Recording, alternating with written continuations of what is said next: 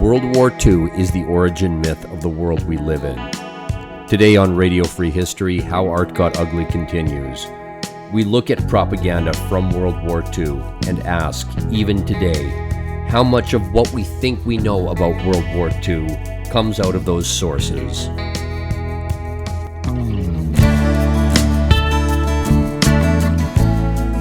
In 2001, the Taliban blew up the Buddhas of Bamiyan. Yeah, I'm still getting over the shock that Afghanistan was at one point like Tibet. Yeah. Well, it's 25 years later, and once again, our species and our cultural heritage has experienced a catastrophic devastation. When some inhumane hooligans wanted to damage the fabric of our society, they decided to attack the heart of our culture, the Houston Museum of African American Culture. Well, I'm going to read some newspaper articles verbatim. On June 8th, 2026, this is from the publication Black Art in America. So you know we're getting an unbiased source here. An artwork in its current Clarence Hayward exhibition sustained intentional damage during an incident involving museum visitors. I wonder who they could be referring to by museum visitors. I'm noticing some key details missing. I'm noticing there's a lot. I smell a buried lead. The museum's CEO, I don't know if it's Davinia or Davinia.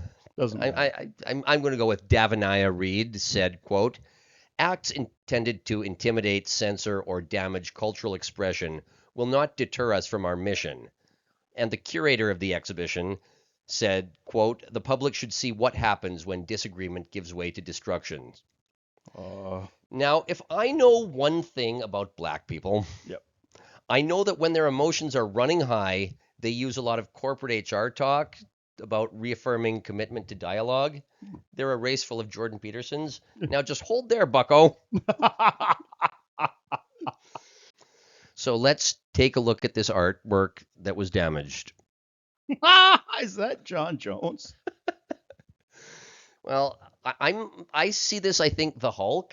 And who would have ever thought that, like, African Americans would be associated with having a short temper and going on destruction rampages? Not being able to control themselves. Erratic. But yeah, this looks like John Jones if he had just like failed out of the UFC somehow through an injury, never got on PEDs, and ended up like father of like 8, running a barber shop or something. And again, this is what it looks like. So this modern Rembrandt, he painted a self-portrait called Man in the Garden. And on the right, you see this scar on our species, that little scrape. So this is like a running shoe situation with these. Okay, I get it. Somebody scuffed somebody's shoes. All right. Well, this was part of a larger exhibition titled Eden, which reimagines the Garden of Eden in an African American context. Okay, we all know that's an oxymoron. Even in black heaven, there's no black people. That's black heaven is all white people. Yeah, exactly. They get it. I've heard Uncle Ruckus. Yeah. It's like so, positioning the story of origin, rupture, and longing within a broader history of forced displacement, survival, and resilience. Okay, that's one way to frame it. It's one way. I think of the black community in the States as more of a Cain and Abel thing. Old Man River. But if you listen to the lyrics of that song, he keeps getting drunk and going to jail. That's the problem he has with society. Is every time he drinks, he goes to jail. So, and that's considered like a standard bearing song for this culture. Well, you may be asking yourself, how could such a thing happen at the Houston Museum of African American Culture? Well, to quote Jeffrey Lebowski, this is a very complicated case. A lot of ins, a lot of outs, a lot of what have yous. So let's go back to those newspaper articles and look at what evidence we have. Okay, let's see the record. According to Black Art in America, quote, the damage was discovered promptly by museum staff during routine gallery monitoring. What the heck? And, quote, a police report was filed. for that. For this. Oh, Jesus. Now, facts on the ground are changing quickly, but as we are recording this, the perpetrator has not been named, and no reason for damaging the artwork has been stated publicly. This is going to be like Guillaume Apollinaire getting accused of stealing the Mona Lisa that one time. According to the article on Glass Tire, 2 white men visited the Houston Museum of African American Culture on Thursday, May 21st, and made an obscene gesture while being photographed with an unrelated piece of art by a different artist. Based. So, according to Culture Map Houston, this is also a direct quote. Unfortunately, the museum's cameras had malfunctioned the day before the attack, and a work order to repair them was placed hours before the suspects arrived. So this. So there's a suspect. There's suspects. They did a Jeffrey for this freaking. All right. So the crime of the century just may go unsolved. I'm not saying that cameras like never don't work, but every time they've been requested and not given, in my experience, they work just fine. Now, I think the last word on this horrible, horrible catastrophe needs to go to curator John Guest Jr. He held a press conference on June 9th, 2026. Mr. Guest took the podium and said, "If we're honest about it, this is a very racist town. We're the fourth most economically segregated city in the country. Houston has the highest poverty rate of any of the 25 metropolitan cities, and no one talks about that." Truer words have never been spoken, Mr. Guest. Is there maybe a Z factor here that he's not considering? Like, is there something in Houston maybe that might be prone to poverty? I don't know. I'm just Also, throwing that out. you've gotten off easily if it's just a scrape on the canvas like this. Yeah, that's It's not even a diss track, just a scrape.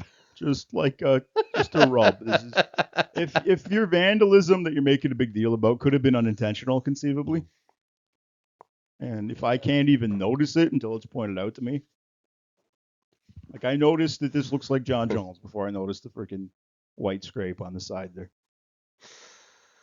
Also, this is not the Sistine Chapel. No. All right. So, I did not study art history. My sense of art appreciation started in my early 20s from Simon Schama's BBC documentary series called Power of Art. It's 8 episodes long. Each episode looks at the historical context behind one painting or sculpture, often with BBC quality dramatization. Before Andrew Garfield played Spider-Man, he played one of Caravaggio's assistants in a scene with a lot of, let's call it, homoerotic tension. More than in Spider-Man?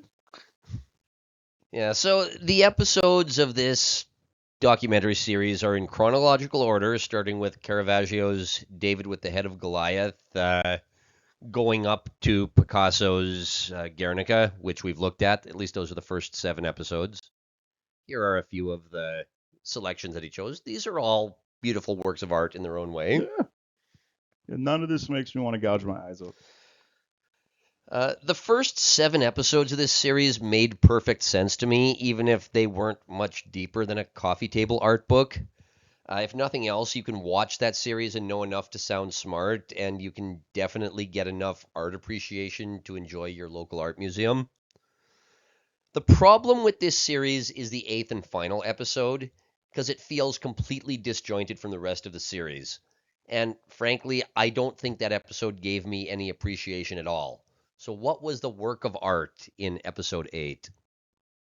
Well, it's that one on the left. Mark Rothko's Black on Maroon. There's nothing there. Like, what's this supposed to be? The pause button on an old VCR? I don't know. This is terrible. This is upsetting. This is, again, what can I get away with kind of bullshit. Yeah. No one who makes their own art would be impressed by this. So Mark Rothko did that painting for the restaurant in the building on the right. That's the Seagram Building in New York City, headquarters of the Canadian whiskey distiller, which would go on to make one of the stupidest decisions in the history of business when in the 90s it decided to enter the film and entertainment industry. Okay, that's like just show me. We'll show your work here. What was it about distilling whiskey that made them It think was that they'd it be? was just the one rich kid who thought that he wanted to diversify the portfolio, and within 5 years, a company that owned a whole bunch of beverages, alcoholic and otherwise, was now a bankrupt conglomerate. It's like if you want to diversify, kid, you start making rum too. Like that would be logical. Like anyway, Jesus. There's an expression in business: "Do what you do." Yep. Don't try to dump all your money. And also, there's an expression in producing: never put your own money in the show. So, first of all, this building and this painting should have dispelled any notion that the Bronfman family had any business in any creative endeavor that was supposed to be popular. People were just that flabbergasted by wealth that like I guess this is Yeah, before people knew like rich people were like just a bunch of like idiotic perverts. yeah. Well, second of all, the painting just doesn't seem to fit, even without the lore of the Bronfman family and that building on the right. It feels like it's grafted onto the whole art history narrative. Mm. There are 7 paintings that are all part of a centuries old European story. Most of them are beautiful, though I could take or leave Picasso. But they all feel like they enhance or illustrate the story of my civilization. This one on the left, what the fuck is this? This is the artsy fartsy interior decoration of an office building. Mm. It may be a skyscraper in New York City, but it's not even the Empire State Building. Yeah. Something else. Maybe it was novel in its day, but I grew up in the 90s, and the building on the right just looks like any other corporate office building full of accountants and analysts. We built a giant box to put you in. So when you go through Simon Schama's series, the last episode just feels like the odd man out, partially by dint of being set in New York City, and also because it felt like it wasn't surrounded by any historical events or context at all. Okay, you're painting a mural for the restaurant in an office building. This isn't exactly Michelangelo painting the Sistine Chapel. So you would never tell a historical narrative by starting in London, going through all the intricate details until 1876, and then abruptly shift to Madrid and tell the story in Madrid from 1877 onward. That makes no sense, and yet that's kind of what we do with the art history narrative. From about the 1840s until 1945, the story is centered on the Paris avant-garde, starting with Gustave Courbet deciding to circumvent the salon system and just promote his work directly to the nouveau riche types. And that whole storyline ends with Picasso refusing to leave his studio during the Nazi invasion. There's at least something coherent there. But then that story shifts to New York City in 1945, and we're supposed to say, all right, the story keeps going from here. That doesn't work. That's wormhole level. The explanation is that Europe was bombed out by World War II, which is not a completely unreasonable claim, but we're supposed to just accept that the gossip and petty intrigue in Manhattan in 1945 is a direct continuation of the gossip and petty intrigue in Montmartre in 1925. And it's a ridiculous claim on its face. Yep. Even if there is some sort of connection between 1920s Paris and 1950s New York City, that connection is at best something high level and abstract. Even if storylines were put on hold by the war, 1945 New York is not a continuation of 1939 Paris. 1945 New York is a continuation of 1941 New York. Yep.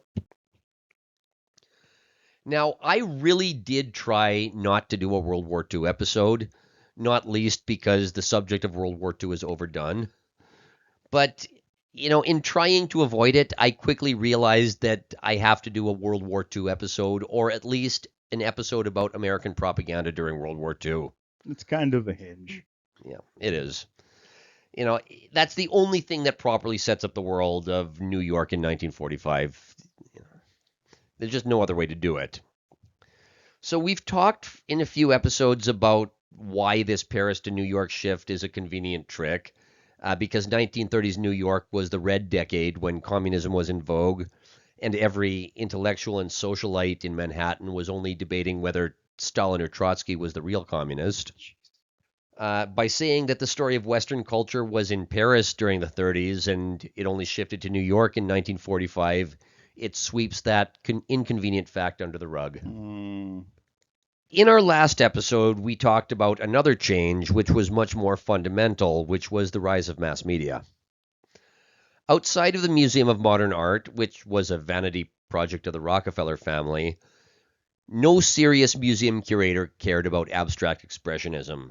But it really didn't matter because Time magazine and Life magazine could circumvent that whole system and publish a two-page spread about Jackson Pollock in 1949, instantly making Pollock the most important name in art at the national level.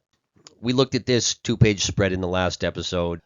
I don't think anybody believed it was beautiful or valuable at the time. I certainly don't think anybody believes it's beautiful or valuable now. But, the emperor has no clothes. You have to say you believe the emperor's clothes are beautiful. Yeah.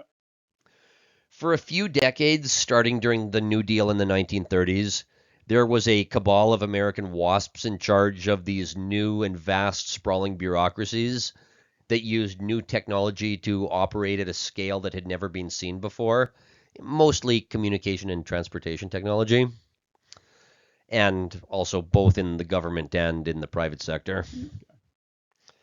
The older generations of WASPs tended to see the Cold War as a Manichaean battle between the good Americans and the godless communists who wanted to wipe out Christianity. The younger generation of American elites had come of age during the Great Depression, where they were a lot less ideologically opposed to communism and certainly a lot less opposed to state power, not least because the Soviet Union was supposed to be a willing partner in the post-war utopia. How'd that work out? Not very well at all. Nope. But this younger generation of WASPs had a certain swagger in the 40s. They were going to manage this vast international system and they were going to leave their mark on the world because they had something to prove. So, for 20 years after the war, the Americans just had the attitude that the world was their oyster because they could manage these new bureaucracies, whether or not the Soviets got on board with their utopian vision of a managed peace underpinned by free trade. And, they also, How'd that work out? well, they also didn't really care that it hit a snag 5 years in when Korea went to war. Oops. As far as they were concerned, everything was going to be held together by the U.S. military, free trade, a global banking system, and the United Nations. If they had to establish a foothold somewhere in the world, they had the full force of the U.S. military on their side, and they could call up their friends in the C-suite at every American corporation to provide them with whatever resources they need. And then they could call up their friends in the media to sell the plan to the public. And if that failed, they could call up the Rockefeller Foundation, the Ford Foundation, the Carnegie Foundation, and every other large endowment that could write a gigantic check to make it work. Okay. Was this corruption? Probably, but when WASP culture is based on belonging to a small set of exclusive country clubs, one man's corruption is another man's business deal on the golf course. Yep. And besides, the rest of the First World had been bombed out in the war. Even if they were cynical, they were generally happy to let the UN give the Americans' ideas a veneer of legitimacy. So this episode is going to be against the backdrop of World War II, but more specifically, it's against the backdrop of this bureaucratic system that is in its adolescence during the New Deal, but coming into its own during World War II. All right. For 20 years after the war, these waspish businessmen, lawyers, generals, statesmen, politicians, and bureaucrats thought they were on a mission from God to just change the world and build New Jerusalem. And they truly believed in their moral legitimacy. They truly believe it was their birthright to rule the world. And part of this system that they saw themselves fit to rule was the propaganda arm, convincing everybody else to get on board with it. Okay. To be fair, no system takes root unless people genuinely want to be governed by it. A few years earlier, in 1927, French poet and philosopher Paul Valéry wrote an essay called Note on the Grandeur and Decadence of Europe, about how Europe has had lots of men with grand visions, some of whom even seized the moment and implemented them, like Charles V, Louis XIV, Napoleon, Metternich, and Bismarck. But in every case, the vision fell apart within 50 years. And now the Europeans are just tired and they're almost relieved that the Americans want to take charge. Okay. He wrote these extremely prescient lines. Europe will be punished for its politics. It will be deprived of wines and beer and liqueurs and other things. Europe visibly aspires to be governed by an American commission. All its politics directs itself there. Not knowing how to rid ourselves of our history, we shall be relieved of it by happy peoples who have none or almost none. It is happy peoples who will impose their happiness upon us. This was said in the 20s. Wow. I Talk about culture stuck in the Yeah, 20s. well, I can't say he was wrong. Nope. They say that time wins more arguments than logic does. Time won that argument. Yeah, absolutely. Whether or not the current global system was inevitable, there was definitely an appetite for it. And in many ways, Franklin Roosevelt was a man who saw an opportunity to step into a role in history and seized it. Then in the 60s, Icarus flew a little too close to the sun. This cabal of wasps ran headfirst into reality when Lyndon Johnson decided to get involved in Vietnam, led by Secretary of Defense Robert McNamara, who had made his bones as the president of the Ford Motor Company. Wow. The American war machine in Vietnam had impeccable technical logistics, getting food to the troops. That was a well-oiled machine. But utopian fantasies require a lot of buy-in, which the WASPs did not get from the Viet Cong. Yep. Weirdly, that the Maoists got that from them, but not the Yankees. Christopher Hitchens said that the war in Vietnam was fundamentally a liberal war, and he wasn't wrong about that. It was the culmination of the WASP cabal believing for 3 decades that everybody in the world was just going to appreciate their genius and chivalry. And if you didn't quite believe in the WASP project, you could be won over with technical expertise and maybe a few bombs. Yep. Then the real trouble came in the 70s when, after the moon landing, world-changing scientific technological progress like the transistor, the atomic bomb, the birth control pill, it all just kind of stopped. Other than the iPhone, can you think of a world-changing invention since the moon landing? Yeah. The internet, it's the only thing. Well, that was invented in the 50s. Oh, Jesus Christ. But yeah, the system was based on certain assumptions of growth, and it was now having to come up with new terms like stagflation in the 70s. So obviously World War II injected steroids into the American industrial economy. The idea of a total war allowed for manufacturing to scale up to the point that the managed bureaucratic system could grow its tentacles to a global scale. Okay. So how did that bureaucracy come to be? Well, this wouldn't be Radio Free History if I didn't go back a century to tell the whole story, so I'm going to do that now. Woo. The United States of America is the most powerful hegemon that the world has ever seen, and yet American imperialism is of a historically unique flavor, relying much more on soft power than on hard power. The Americans had 3 major territorial expansions. The Mexican-American War in 1846, we did an episode on that, which made them a transcontinental power because they took California. The Alaska Purchase in 1867 following the Civil War, and the Spanish-American War in 1898. Not freaking 1812, though. The Spanish-American War was a more traditional imperial power move where they entered into the global political conversation as an imperial power when they took Cuba, the Philippines, and Puerto Rico from Spain, basically finishing off whatever remained of the Spanish Empire, which was already in pretty rough shape after being decapitated by Napoleon 90 years earlier. Yikes. This was roughly contemporaneous with a few extra purchases and annexations like Hawaii and the Virgin Islands, but the territorial extent of the United States hasn't really changed that much since the 19th century. Yeah.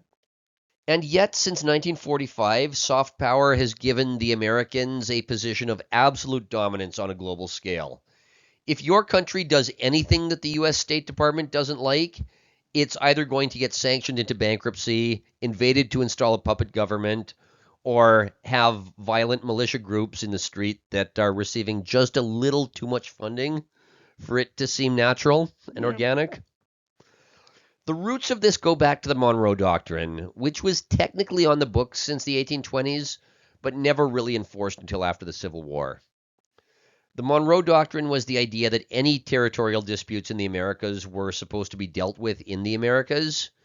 So if any European military tried to redraw lines on the map of the Americas, the United States wouldn't recognize the changes.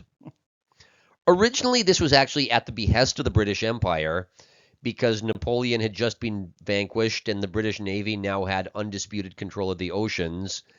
And when you have a rising empire, it's convenient to get rid of any other global empires that might be lingering around. In 1800, the Spanish Empire controlled most of the Americas. By 1807, their king was deposed by Napoleon. All those colonies found themselves without a head of state, and Latin America has been in a permanent state of dysfunction ever since then. Bunch of political orphans. The Bourbon monarchy was restored in Spain shortly thereafter, but the toothpaste was out of the tube. Even though the breakup of Mexico and Central America followed a very different trajectory than the South American republics that had declared independence thanks to Simon Bolivar, none of them were going back to the Spanish Empire. Yep. For Britain, the Monroe Doctrine was just very convenient because it was an extra obstacle to anything Spain might try to do. And conveniently, the Monroe Doctrine wasn't exactly enforced against the British when the British wanted to take over islands in the Caribbean. But the British created a Frankenstein's monster whose effects wouldn't be seen for a century by doing this. Following the American Civil War, the U.S. government decided that the Monroe Doctrine wasn't just going to be some technicality that was on the books. The Americans decided that the Monroe Doctrine was going to drive their entire foreign policy, at least as far as the Western Hemisphere goes. This started with purchasing Alaska from Russia in 1867, and then, in one of the stranger episodes in North American history, when after 50 years of absolute dysfunction and civil strife, trying one form of self-governance after another, and losing Texas and California in the process, Mexico decided that maybe it would be a wise move to lean into its heritage and bring in an emperor from a European royal dynasty. And what dynasty is more regal and storied than the Habsburgs? Mm-hmm. The Austro-Hungarian Emperor Franz Joseph I was a legend in his own time, but in a classic case of second son syndrome, he had a younger brother named Maximilian who wanted to prove himself in his own right. So he accepted the throne of Mexico and became emperor in 1864. Now, Mexico had been trying to govern itself as a republic for 50 years, and it was nothing but violence, military coups, civil wars, and more violence. That's so weird. You don't usually associate that with Mexico. Yeah. The point of a monarch is to bring in someone to rule the country with a firm hand. Oh, yeah. Maximilian, being a Habsburg, decided that this was a golden chance to show the world how a monarch could rule as an enlightened liberal, and that's just not the right thing to do in Mexico. Wrong song, son. That may have currency in Vienna, it does not have currency with the Aztecs and the Mayans. Yeah. You know what does? Ripping people's hearts out. Yeah, in Mexico, the people were not going to quietly accept this or any other form of enlightened government, and the country very quickly descended into more internal strife. More importantly to the Americans, though, Maximilian had been propped up by the French Navy, parked just offshore in the Caribbean Sea. The Americans were not exactly happy about having a Catholic monarch on their front doorstep, let alone one propped up by the French Navy, let alone a Habsburg. Yeah. Let's not forget that a few decades later, when the Americans entered World War I, they refused to let the Europeans stop fighting until the Habsburgs were removed permanently. Jesus. How'd that work? Horribly. In 1864, though, the Americans were in the middle of a civil war, so they couldn't really do anything to stop Maximilian's accession to the Mexican throne. But the American Civil War ended the next year in 1865, and the Americans immediately decided to start enforcing the Monroe Doctrine and told the French to get the fuck out. And when the French left, Maximilian's support immediately collapsed, and he was put in front of a firing squad. So like Afghanistan. This is what happens when you try to rule Mexico as an enlightened liberal. Yep. But yeah, Mexico for 3 years in the middle of the 19th century had a Habsburg emperor. Jesus Christ. They tried everything to make that country work. Just sometimes it's not in the cards.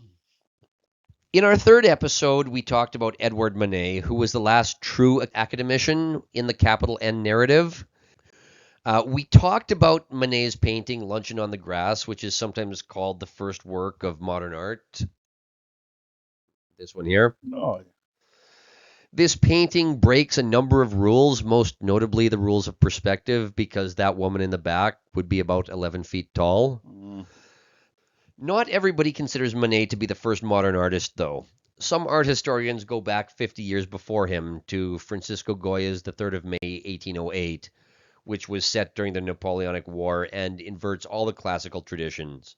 We also spoke about this painting a while back. Oh, yeah. This one here. Usually light represents Christ or Mary or the saints or something holy. This painting commemorates a rebellion against Napoleon's occupying forces. That rebellion was quickly put down and the rebels were summarily executed. So that's what's going on in this painting. But the light here, it is not representing anything holy. It represents an execution by a firing squad. Anti-holy. Goya painted this in 1814. It became an extremely famous painting, partially because it inverted all the conventions. And 50 years later, Manet became the next big name to start subverting conventions with his 11-foot women in the background. But after the unceremonious rise and fall of Emperor Maximilian in Mexico, Manet decided to commemorate the occasion by doing a series of paintings called The Execution of Emperor Maximilian, all of which were a clear homage to this painting here. He did, I think, 5 of these in different styles, but they were all a guy facing a firing squad, facing an unceremonious end for trying to be an enlightened liberal in Mexico. Hey, look, it's the wall. So let's take a second to get philosophical here. We think of art as the illustrative record of our culture. We've gone over ad nauseum the problems with thinking this way, not least being the fact that the word art didn't have its current meaning until Reynolds wrote his Discourses on Art in the 1760s. Back in the Renaissance, Michelangelo was considered a painter and a sculptor, but not an artist. I'm not going to rehash that whole thing because you can listen to our first 2 episodes. But most of this series, other than the first 2 episodes, has been about the period from the French Revolution onwards. When we look at the history of this concept that we call art, is it really the record of our culture? Or is it the illustration of the story of progress that is usually framed starting with the French Revolution? Okay, yeah, good point. The story of progress is one way to frame history, and it's certainly the frame that we get shown in school. But it makes certain foundational assumptions about the French Revolution, the American Revolution, and the Industrial Revolution. It assumes that intellectual and technological progress are just given laws of nature. And a lot of those assumptions were great for the stories behind 20th century propaganda based on ideologies that were competing for global hegemony.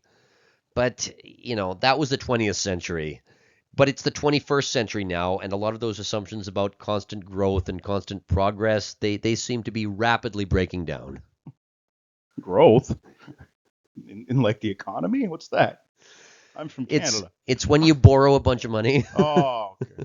and hope you die before the bill comes due. There we go. All right. Maybe the idea of art is dead because it was always meant to illustrate something that no longer exists, i.e. this concept of progress. Food for thought. After the Americans decided that the Monroe Doctrine was going to be their foreign policy in the 1860s, politics became very different in Latin America because now the Americans were going to take a hands-on approach. For example, in the 1860s, Paraguay had a brutal war, brutal by Latin American standards, which is saying something. Paraguay had a brutal war with the Triple Alliance of Argentina, Uruguay, and Brazil. Now, they didn't keep great records in those days, so it's not clear what percentage of Paraguay's population died due to casualty and disease, but estimates range from 10% up to 70%, 70. Wow. Black Death level. Way beyond Black Death, actually. The 19th president of the United States, Rutherford B. Hayes, is largely forgotten from the Americans' narrative that they tell about themselves, but he is a national hero in Paraguay for arbitrating the peace settlement, dividing a disputed piece of land between Argentina and Paraguay and giving 2/3 of it to Paraguay. Okay. I guess when you're down to 30% of your population, 2/3 is pretty good. Well, since the Monroe Doctrine was now being enforced, what the Americans said was now the last word, so they call him a national hero in Paraguay. Wow. Americans don't know who their 19th president is, but the Paraguayans do. It's like a Liberia situation. Yeah, basically, yeah. Like Monroe's a hero. Some people think the moment that the Americans stepped onto the world stage was the Spanish-American War, and that was certainly when they said, hey guys, we have an empire too, after taking control of the Philippines. But the moment that the Americans truly stepped onto the world stage was actually 3 years before that. The second half of the 19th century was the Americans realizing that they didn't actually need to take over countries to have complete regional hegemony, especially in a world where the MO was now manufacturing a lot of goods and extracting a lot of resources, and then controlling global trade and banking. When Napoleon took over the Netherlands, a lot of Dutch colonies ended up in British hands, some of which the British restored to the Dutch, some of which they did not, for example, South Africa. One of the regions that the British kept was Guyana, or at least what's now Guyana in South America, more famous for being the site of Jonestown. Yep. But the western border of Guyana was never truly defined, and this led to a land dispute with Venezuela. Now, normally the British Navy would just send in forces and settle the matter, but in 1895, Venezuela could now go crying to Washington, D.C., arguing that the Monroe Doctrine insisted that the Americans need to have a final say on the matter. And to the surprise and consternation of the British, the Americans agreed. Oh. The British golem got out of control here. Yeah. This is where it starts. The British and the Americans did reach a cordial agreement, and the Venezuelans felt like they got fucked on the deal. Get used to it, Venezuelans. The agreement was largely favorable to the British, but the British had tacitly admitted that the Americans had the last word, and the Americans were now like a dog who had just tasted blood. For the first 3 decades of the 20th century, the Americans decided to take a much more interventionist policy in Latin America, most exemplified by Teddy Roosevelt's line about speaking softly and carrying a big stick.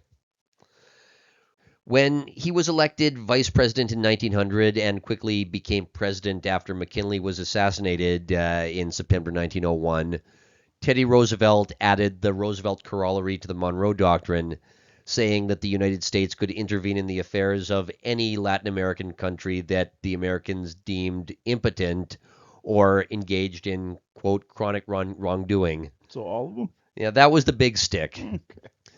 The speaking softly half of that was the purview of the Rockefeller family, who had oil interests in Latin America, especially following the opening of the Panama Canal in 1914. From World War I through the Cold War, when an initiative had a hard time getting through official government channels, the Rockefeller Foundation would often dump a lot of money into an ostensibly charitable cause that just happened to advance the initiative, and usually the Rockefeller family's business interests in Latin America. Okay. That's kind of what Bill Gates does these days. Yeah, I was going to say.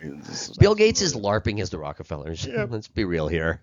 He's cheated at bridge with drugs. For several decades, the dream of every self-respecting WASP in America was to get a spot on the board of the Rockefeller Foundation. That's what the status of this organization was. Wow. And the Rockefeller Foundation was not just a vehicle for circumventing the rules.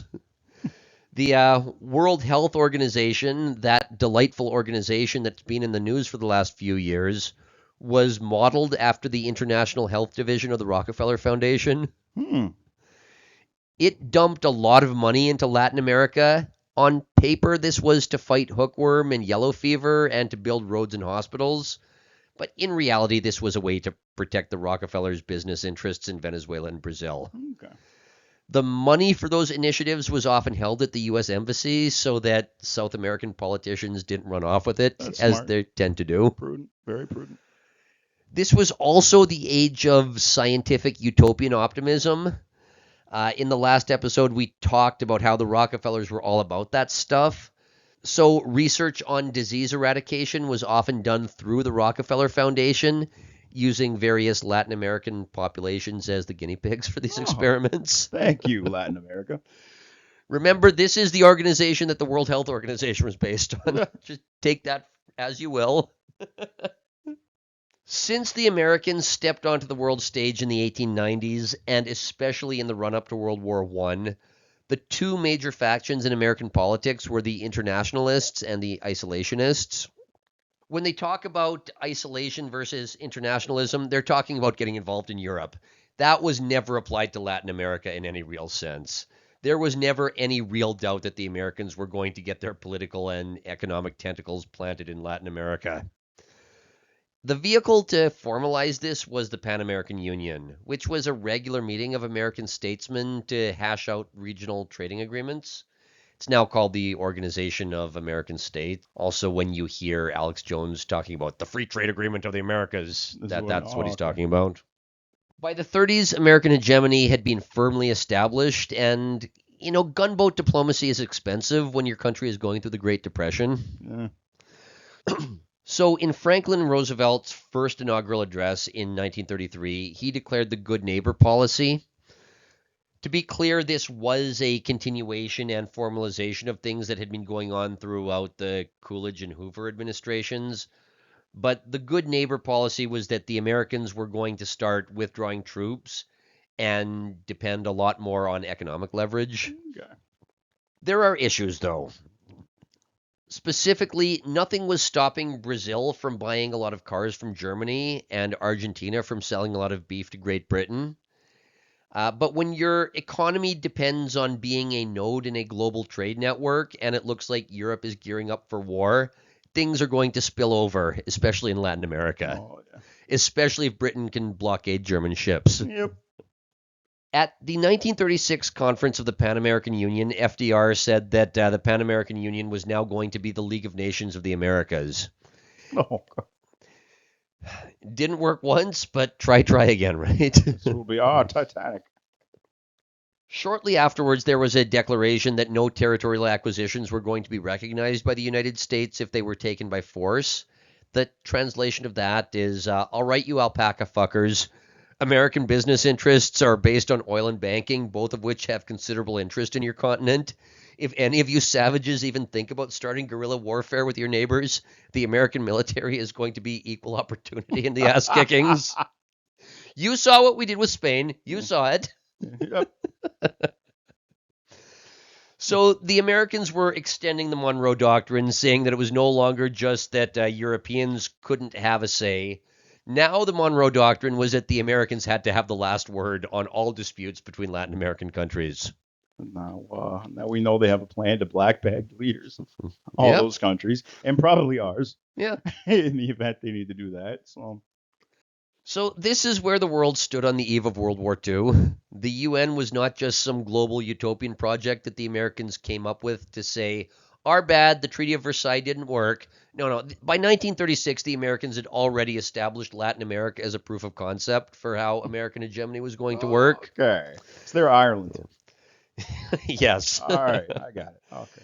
Canada was not part of the project yet, but realistically speaking, the Canadian economy was already becoming sufficiently integrated with the American economy that it was only a matter of time. So we're the Scotland. Basically, Oh, yes. okay. All right. Yeah, it was only a matter of time until we left the British sphere of influence. So the Americans took over the whole Western Hemisphere by the 30s without firing a shot. And that project was headed up by the exact same swaggering WASPs who later took over the world after 1945. These were the people who knew that American industry was now operating at a scale that they could start implementing these utopian projects, which went hand in hand with the 30s being the red decade in New York City. Okay. These proto-technocrats saw their place in history, and they decided that they were going to answer the call. Mm-hmm. As a child of the late 20th century, I've consumed a lot of propaganda centered on World War II, but it's always set in Auschwitz and Poland, at Pearl Harbor, at the Munich Conference, at Nuremberg, London, Paris, Stalingrad, on the Western Front, the Eastern Front, Yalta, Iwo Jima, Hiroshima, Nagasaki, or on board the USS Missouri. It's never set in New York and Washington, D.C. Mm. And that's a problem because that's a crucial part of the story. Because if you look at the timeline, from the second that Hitler invaded Poland, the American WASP elite was just on a mission to expand its project from Latin America into a global scope. Okay. You don't really need to get into conspiracy theories about Pearl Harbor, because if you look at World War II from the point of view of the WASPs who saw themselves on a messianic mission, Pearl Harbor is just a blip anyway. Mm. So at this point in the story, we bring back the star of the previous episode, Nelson Rockefeller. If you remember, he was the president of both the Rockefeller Center and the Museum of Modern Art, so he was a tastemaker. And I don't mean that he was running Oprah's book club. I mean, when the war kicked off in Europe, he was the guy who Roosevelt chose to be his point man in South America, Wow. babysitting the continent to make sure that the war didn't spill over into the Western Hemisphere. And that's why we don't hear a lot about that until the end. The Rockefellers had plenty of oil assets in South America, but we also talked in the last episode about how Nelson Rockefeller was a proto-millennial with a savior complex. He saw South America as his personal laboratory where he could experiment with economic development, knowing that the U.S. government would back him up if he fucked up. Jesus. For example, Venezuela, nice oil-rich country there. That was a country with a lot of Rockefeller business interest in it. It was also a country with a lot more money coming from oil than agriculture. So it was dependent on selling oil and importing food, just like now. Oh, remember when Chavez modeled the whole Venezuelan economy based on oil staying at 109? Yep. Oh, that was great. That was a beautiful moment. Nelson Rockefeller created the Venezuelan Basic Economy Corporation, which financed flour mills, supermarkets, pharmaceutical plants, and roads. Corruption is in the eye of the beholder, especially when a rich gringo shows up with a lot of American money, and his business practices are at least relatively ethical by Latin American standards. But being an art nerd, Rockefeller here got his architect Wallace Harrison to build the Hotel Avila as a pilot project in Caracas to attract foreign investment, and it was very clearly in the international style, which was the very, I'm going to say, non-inspiring style that grew out of the theories of Le Corbusier. The graph paper style. Yeah, like look at this.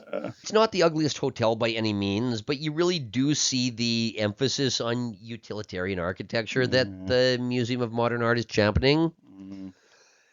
And the closer you get to the present day, the harder it is to tell what stories are real and what stories are propaganda. But as the American ruling class's number one tastemaker, Nelson Rockefeller really did believe in the project of reinforced concrete. Yeah. And, you know, you can hide things under a lot of propaganda and bullshit. You can't hide the fact that these buildings were built in the 40s and they still stand today. Yep. In 1940, FDR appointed Nelson Rockefeller as the coordinator of commercial and cultural relations between the American republics, which was later shortened to the coordinator of inter-American affairs, where he was tasked with making sure any surplus commodities mined in South America were absorbed, you know, purely objectively and neutrally, I'm sure. He had to make sure that these resources were pooled and singly managed. I'll let you decide what that means when the U.S. government was involved. Yep. He was also tasked with working to eliminate tariffs and making sure that the local interests were appropriately compensated. I'll let you decide what that means when the U.S. government is involved. You got to grease the wheels of the local politicians. And where necessary, Rockefeller was supposed to make sure that countries got enough investment and debt forgiveness to get this whole project working. So many little greases. This was important because the British were blockading German exports by 1940, and Brazil especially was doing a lot of trade with Germany. American interests had a golden opportunity to entrench themselves to make up the shortfall in Brazil, either by trade, investment, or loans, or some combination thereof. And here we see the real reason why Rockefeller was chosen. Because before and after the war, the American ruling class had lofty ambitions. It's messy to get anything done in Washington. It's clean to get things done through a large philanthropic foundation. Like, for example, the Rockefeller Foundation. Yep. Can't FOIA request them. This worked as long as the country was run by an insular group of WASPs with a common vision. Like I said earlier, corruption is in the eye of the beholder. But the United States really seems rudderless now that these people have declined from power and they don't have their loopholes anymore. Yep. Oh, certain demographics in the States love the fact that they took over the Ford Foundation, given some of the opinions of the man who founded the Ford Foundation. Yeah, that's a feather in the hat, in the very small hat of that community. More importantly to our story, Rockefeller had the mandate to use the full propaganda apparatus to get South America on board with the United States, including education, radio, the press, and the cinema. Many of those media organs just happened to be tenants in the Rockefeller Center, of which Nelson was now the president. Okay. We mentioned last time that he was renting space to NBC, to RKO, and to Time Magazine. Being president of MoMA, he decided to sponsor a number of inter-American cultural events, including a touring art show in 1941, showcasing modern American painting. It's not Lotus Kang, but it's also not the Sistine Chapel. Yeah. You definitely see the modernist aesthetics of the 20s and 30s, especially in the painting on the bottom left. Yeah. That's called Argula by Arshile Gorky. It's called My Kid Did It, and it's on the fridge. After Pearl Harbor, the Office of Inter-American Affairs was expanded into a New Deal for the Americas, where Rockefeller employed the other cheat code to get stuff done in Washington. That is, setting up a corporation to implement whatever policy you want. Yep. So here we see the role of the person who really makes the decisions about what art is important in society. He knows how to run all the important charities and foundations, and he also knows how to set up businesses. Yeah, the important art is not determined by some pretentious critic. It's determined by the family that owns the Council on Foreign Relations. Yep. And sets up South America as their own personal overseas administrative division. I said that the American elite basically spent all of World War II licking its chops about the prospect of expanding hemispheric hegemony to global hegemony. Let's walk through the timeline of that happening. September 1st, 1939, Hitler invades Poland. September 3rd, Britain declares war on Hitler. September 17th, 1939, Stalin invades Poland. Wait, is Poland okay? No, they're not. Britain did not declare war on Stalin. Nope. On November 30th, 1939, Stalin invades Finland. Britain does not declare war on Stalin either. Yep. Meanwhile, in America, this reopened the old American scab, the debate between the internationalists and the isolationists. The isolationists in Congress had passed the Neutrality Acts throughout the 1930s, believing that Woodrow Wilson's foray into World War I was driven by bankers, munitions traders, and other, let's call them, international business interests. Yeah, I was going to say that's one delicate way of putting it. The first Neutrality Act explicitly prohibited the export of weapons to foreign countries at war. And after the outbreak of the Spanish Civil War, the Second Act made sure that civil wars were explicitly covered by this prohibition, lest those international business interests look for a loophole. Yep. But you just can't get between American industry and a lucrative war. Oh, no. Either side of it. In November 1939, Congress amended the terms of neutrality, allowing for cash and carry, which means that the British were allowed to buy tanks, planes, and weapons as long as they paid in cash and did not depend on American ships for transportation. They had to ship the stuff off themselves because the Americans did not want another Lusitania incident. Yep. The first few months of World War II are sometimes referred to as the Phony War because there was not any active fighting between Britain and Germany. Sometimes called the Sitzkrieg. The British were blockading Germany the whole time, but the war became hot in 1940 when the Blitzkrieg took down Denmark, Norway, the Netherlands, Belgium, and France, all in a very short period. The British were allowed to escape from Dunkirk, which is interpreted in different ways, but it's sometimes seen as Hitler giving a wink to Churchill, saying, all right, we're equals now. If you stay off the continent, we'll coexist as a naval power and a continental land power. Is that true? Who knows, but it's been theorized. Was Hitler on meth yet at this point? Maybe. Probably. Yeah. Nazis love meth, man. So do failed artists. Yeah. Wisely or foolishly, Churchill decided to continue the war with Hitler, and Churchill spent the rest of 1940 begging the Americans to send troops while dealing with bombs being dropped on London. But FDR did not miss a beat.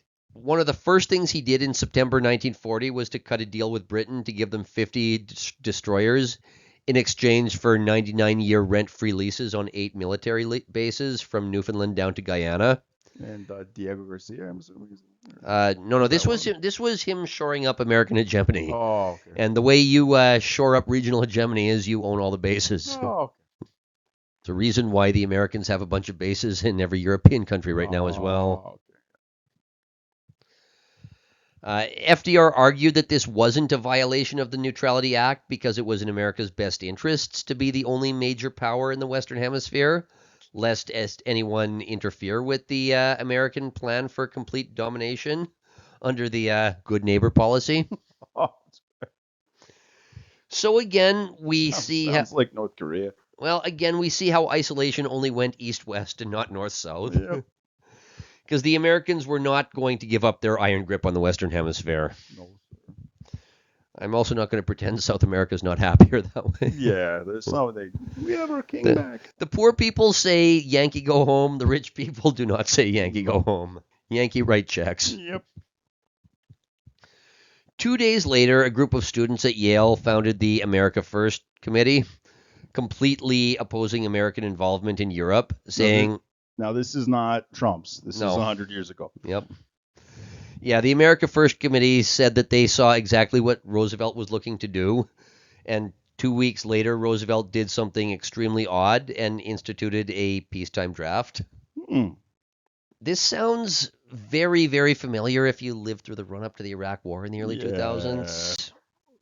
I don't want to admit that there's similarities between the run-up to World War II and the run-up to the Second Iraq War, but history is history. I'm just calling balls and strikes here. What can you do?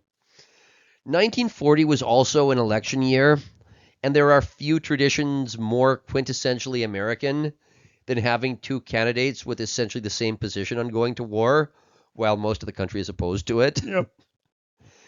In those days, both parties were a lot less monolithic, so there was an isolationist and an internationalist wing of the Republican Party. So naturally, when the Republican National Convention met to choose an opponent to FDR, they chose a man named Wendell Willkie, a war hawk who had been a Democrat until a few months earlier, and was enticed to switch parties due to a big donation by John D. Rockefeller Jr. There we go. So the guy who wants to go to war and the guy who Rockefeller just paid to switch parties because he wants to go to war. Oh, okay. That was the 1940 election. There we go. Yep.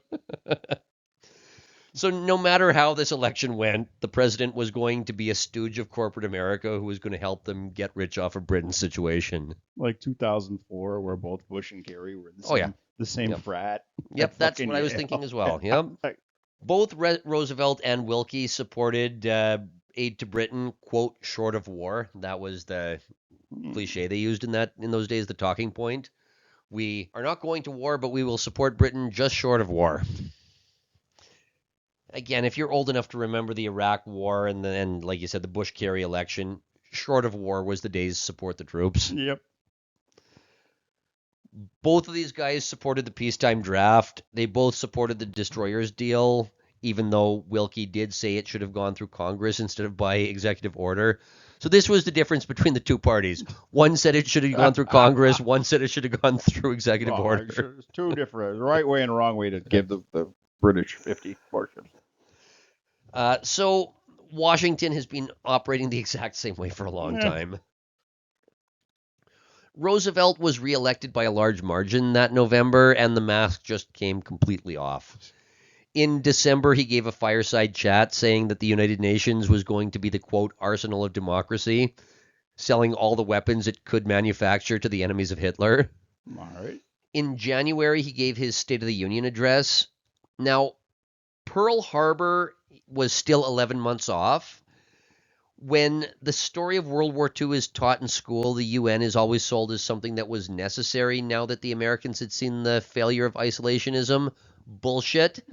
The State of the Union address is sometimes called the Four Freedoms speech, and it's basically a manifesto laying out Roosevelt's plan to increase government spending on building this global system where every country has a pseudo-American legal system. Okay. Also, every country is going to have a New Deal-like welfare state, and the American military, or at least the threat of industrial power being used to supply the military, is going to step in when any country tries to get out of line. And then 100 years later, every country had to do that, and transsexual.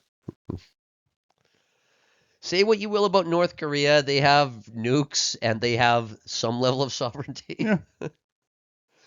The Kim family has some level of That's sovereignty. fair. No, North Korea does not have That's sovereignty. fair. There is some. They run that resourceless shithole, except when fucking except when she decides he wants to fuck, because they have an export economy. Yeah. So she can anyway.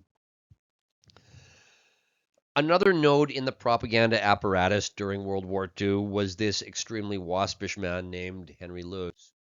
Oh, Is that not a that's- specimen of a wasp? Oh wow. Homie's gonna lecture me about income tax.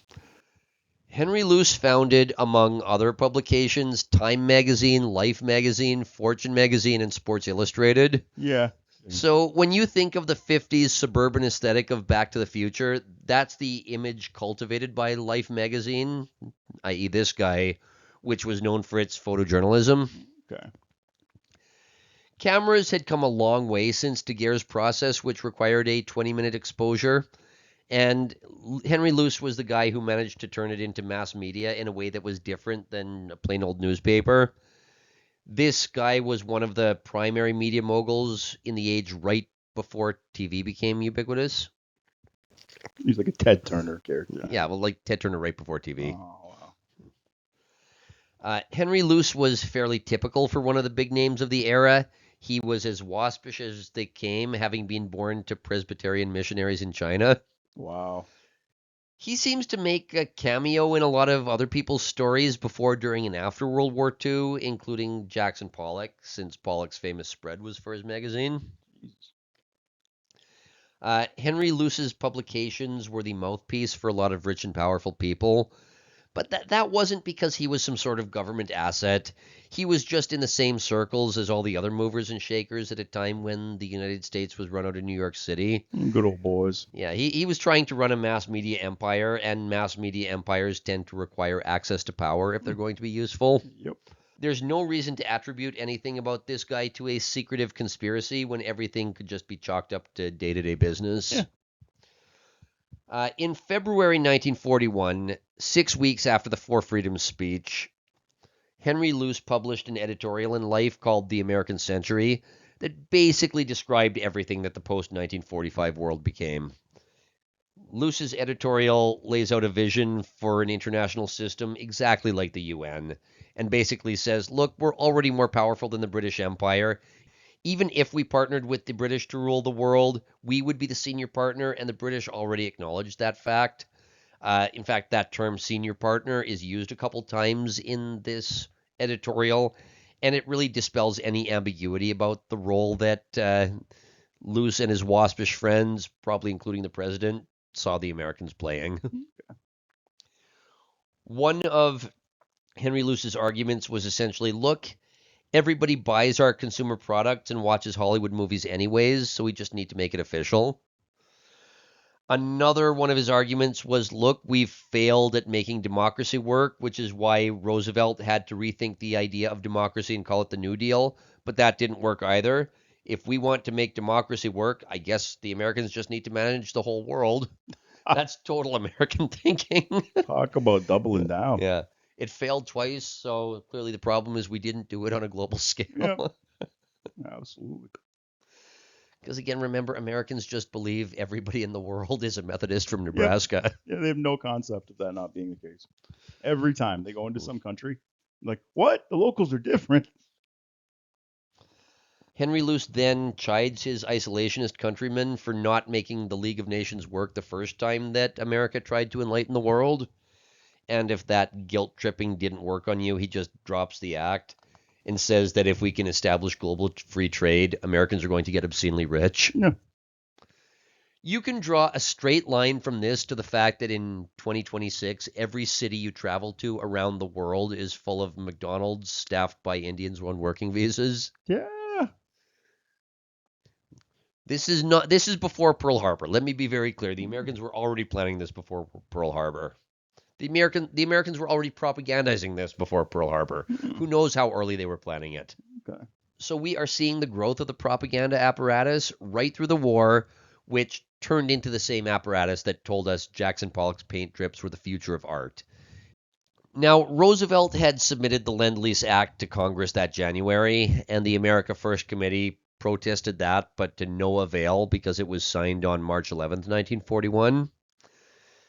With the Lend-Lease Act, the Americans were still technically bound by the Neutrality Acts, but now the president could sell, give, lend, or lease weaponry to any country deemed, quote, vital to U.S. security, whatever the fuck that even meant. That's the value of vague terminology. Yep.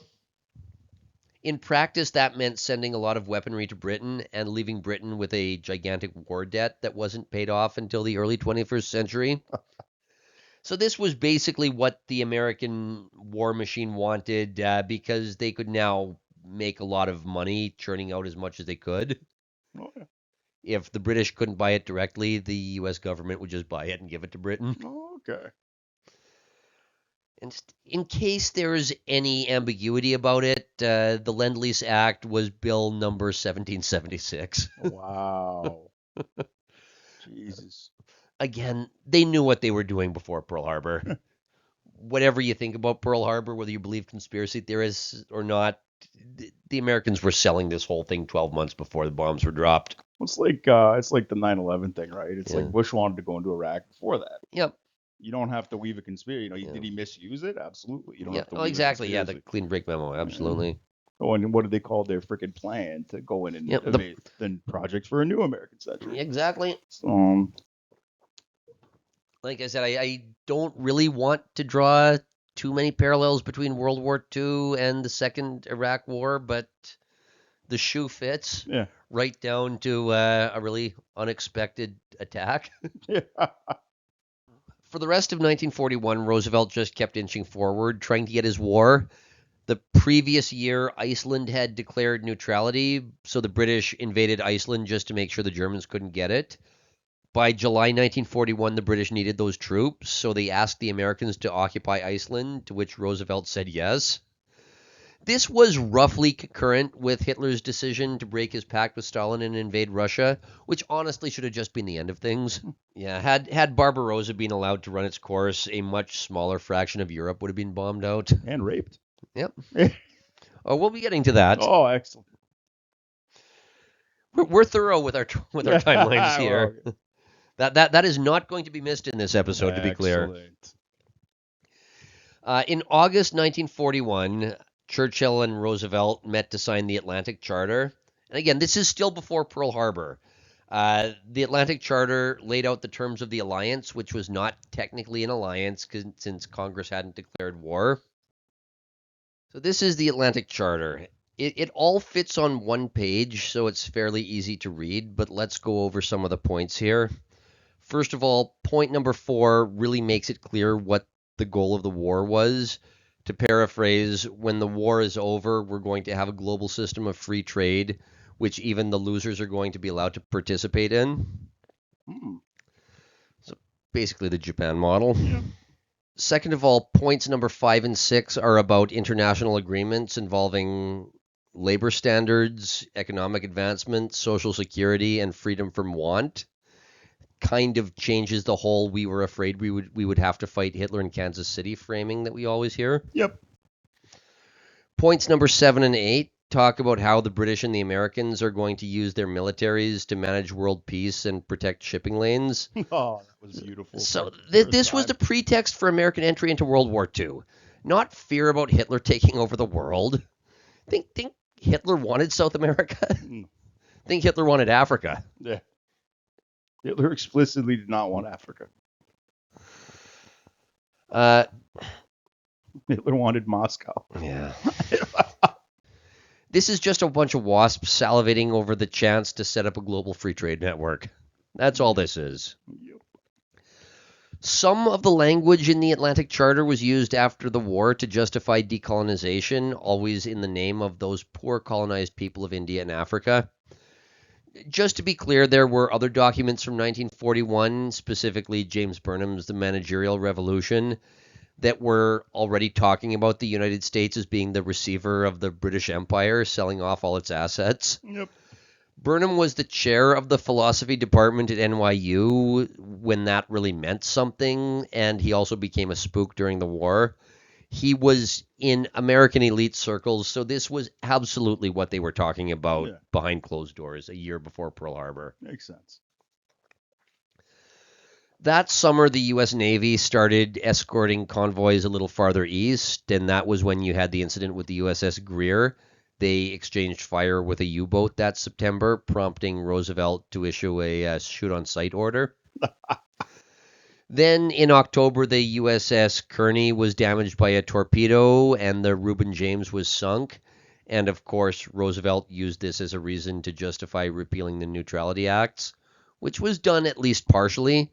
So FDR was like a kid seeing what he could get away with. Well, and meanwhile, Hitler is telling his Navy, be sure to identify your targets, make sure you do not hit American boats. Well, and also Hitler's halfway to Stalingrad at this point. Yeah, he's got other things to worry about. Like bailing out Mussolini. Yep. Like, what do you mean they need winter clothes? This is supposed to be over by now. What do you mean Russia's infrastructure is that bad? It's negative. What? Don't you just drive down their autobahns? What do you mean a season of mud? Wait, you mean there's almost no infrastructure between St. Petersburg and Moscow? How's that possible? Don't all the Gopniks die? Yes. Every winter? Yes. Now, we need to talk about an elephant in the room, and that's Charles Lindbergh. Is that not the specimen of a wasp? Yeah. Charles Lindbergh regularly gets mentioned in the same breath as Henry Ford when it comes to Americans' complicated relationship with the Jews. Whatever you think of Henry Ford, you can't yada yada away a book called The International Jew that gets included with the purchase of a Model T. They try so hard, but you can't. You just no going away. If you're a fan of Henry Ford, you have to own that. Just own it. Yeah. Charles Lindbergh is a little different. The Smithsonian Institution's official website says, quote, despite accusations to the contrary, Lindbergh was not a Nazi. It's a good way to start. But he was anti-Semitic, although he did not understand that he was. Like, wait. Wait a minute. It's an awfully vague statement. That's very strange. It's a weird way to put it. Like when they talk about subconscious racism. Yeah. This is where it all starts, guys. The unknowable sin. The website then talks about Lindbergh's support for the eugenics movement, but singling somebody out for support of the eugenics movement is like singling somebody out for using a hula hoop in the 50s. Yeah. Eugenics was the turn-of-the-century equivalent of wokeness. It was just the ideology that every stuck-up liberal housewife preached to show that she was more enlightened than you. Yeah, That's all it was. The cause célèbre. It was also the ideology that every creepy elementary teacher used to intellectualize talking about sex to children. Yeah. You get these same instincts. Yeah, I think you got people just looking to express these terrible instincts, and they just keep finding outlets. Now, if you want to convince me that Charles Lindbergh was another Henry Ford, I need something more than he didn't know he was anti-Semitic, and he supported eugenics at a time when everybody supported eugenics. Yeah. Lindbergh's real crime was being a high-profile isolationist at a time that the internationalists in the American ruling class decided to play their hand. The globalists. These people called themselves internationalists. Yeah. They called themselves that openly, and like, tell me there's any difference between internationalism and globalism. We want to put a global system of free trade in place where every country has basically the same laws. You're a globalist? No, we're an internationalist. Aren't those two words synonyms? That's nothing to do with it. I'm not a postmodernist. What are you? Well, that doesn't matter. Lindbergh was an isolationist, and by September 1941, he had become the most prominent spokesman for the America First Committee. He gave a speech on September 11th, 1941. A lot of stuff happens on September 11th in American history. Mm. He gave a speech in Des Moines, Iowa, in opposition to sending aid to Britain. The entire character assassination against Charles Lindbergh always comes down to this one speech, which earned him a reputation as an anti-Semite and a foolish isolationist, especially in light of the fact that Pearl Harbor happened 3 months later. So we are going to go over this speech because it was addressed to a wide audience, and it will give us an idea of the zeitgeist. These were the hearts and minds that the American propaganda apparatus was trying to win over. We need to understand that because that's ultimately the milieu in which post-war art lives. Makes sense. I'm going to read some excerpts from Lindbergh's speech verbatim, including the offending part, so nobody can accuse me of taking things out of context. It is now 2 years since this latest European war began. From that day in September 1939 until the present moment, there has been an ever-increasing effort to force the United States into the conflict. That effort has been carried out by foreign interests and by a small minority of our own people. But it has been so successful that today our country stands on the verge of war. At this time, as the war is about to enter its third winter, it seems appropriate to review the circumstances that have led us to our present position. Why are we on the verge of war? Was it necessary for us to become so deeply involved? Who is responsible for changing our national policy from one of neutrality and independence to one of entanglement in European affairs? Who indeed? Here's the part that is always mentioned. The subterfuge and propaganda that exists in our country is obvious on every side. Tonight I shall try to pierce through a portion of it to the naked facts which lie beneath. When this war started in Europe, it was clear that the American people were solidly opposed to entering it. Why shouldn't we be? We had the best defensive position in the world. We had a tradition of independence from Europe. And the one time we did take part in a European war, we left European problems unsolved and debts to America unpaid.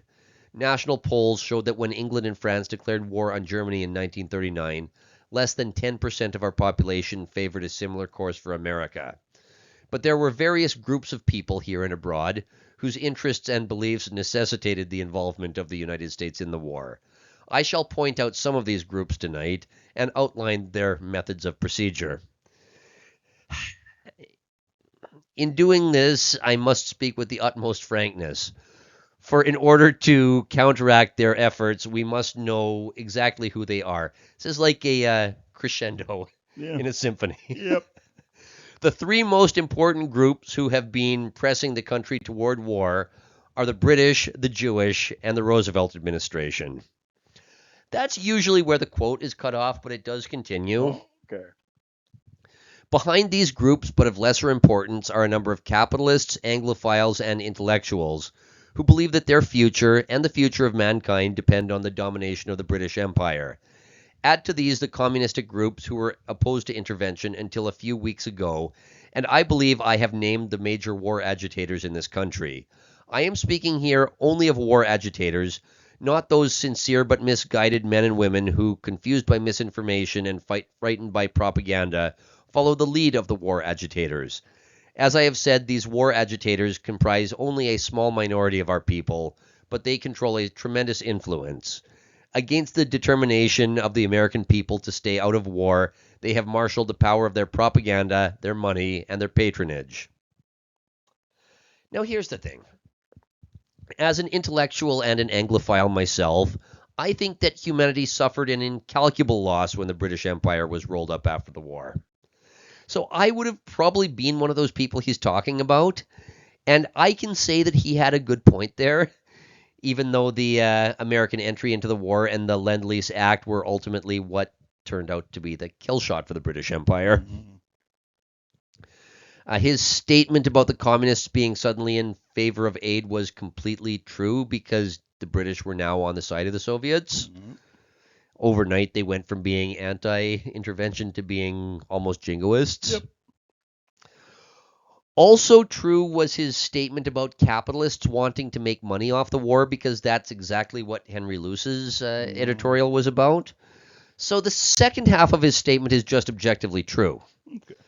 So that means that people must be taking issue with Lindbergh's claim that the British, the Jews, and the U.S. president were looking for a cause to go to war. And why would people ever have a problem with that claim? What were Lindbergh's arguments? Well, for the British, they're losing the war. They're not strong enough to invade Germany. We are sending them all the planes we can, but they're not close enough to Germany to win without boots on the ground. All true. All that part of his speech was completely true.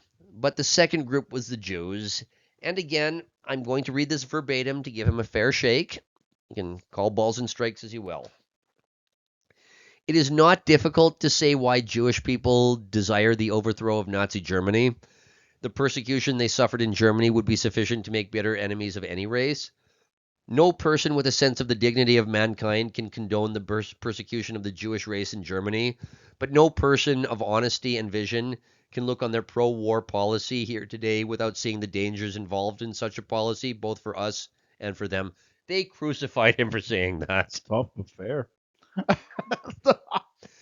Instead of agitating for war, the Jewish groups in this country should be opposing it in every possible way, for they will be among the first to feel its consequences. Tolerance is a virtue that depends upon peace and strength. History shows that it cannot survive war and devastation. A few far-sighted Jewish people realize this and stand opposed to intervention, but the majority do not. Their greatest danger to this country lies in their large ownership and influence in our motion pictures, our press, our radio, and in our government. It's uncontroversial. It's a pretty uncontroversial statement to think that like maybe the Jewish people have some influence in terms of media and film. I don't think that's a controversial statement. Not only that, they have an incentive to overthrow Hitler. I am not attacking either the Jewish or the British people. Both races I admire, but I am saying that the leaders of both the British and the Jewish races, for reasons which are as understandable from their viewpoint as they are inadvisable from ours, for reasons which are not American, wish to involve us in the war. We cannot blame them for looking out for what they believe to be their own interests, but we must also look out for ours. We cannot allow the natural passions and prejudices of our peoples to lead our country to destruction. I'll let you look at the world since October 7th, 2023, and draw your own conclusions on that one. The third group that Lindbergh was blaming was the Roosevelt administration. Lindbergh said, don't overthink things there. Roosevelt just wants to be reelected, and the best way to do that is to start a war. He's already run up the highest debt the country has ever seen. He's already acting like a dictator. And when Britain and France declared war on Hitler in 1939, Roosevelt decided to run his mouth about how easy of a win it would be. Then after the fall of France, he needed to save face by jumping into the war. Can you imagine living in a world where the prestige of the U.S. president depends on hitching his wagon to the correct side of an overseas conflict? That would be very strange. Yeah, especially one that doesn't involve American interests at all. Just a couple more direct quotes, and then we'll be done with this speech. In 1939, the American people had no intention of entering the war. They knew it would be worse than useless to ask for a declaration of war at that time, but they believed that this country could be enticed into the war in very much the same way they were enticed into the last one. They planned first to prepare the United States for foreign war under the guise of American defense. Second, to involve us in the war step by step without our realization. Third, to create a series of incidents which would force us into the actual conflict. These plans were, of course, to be covered and assisted by the full power of their propaganda.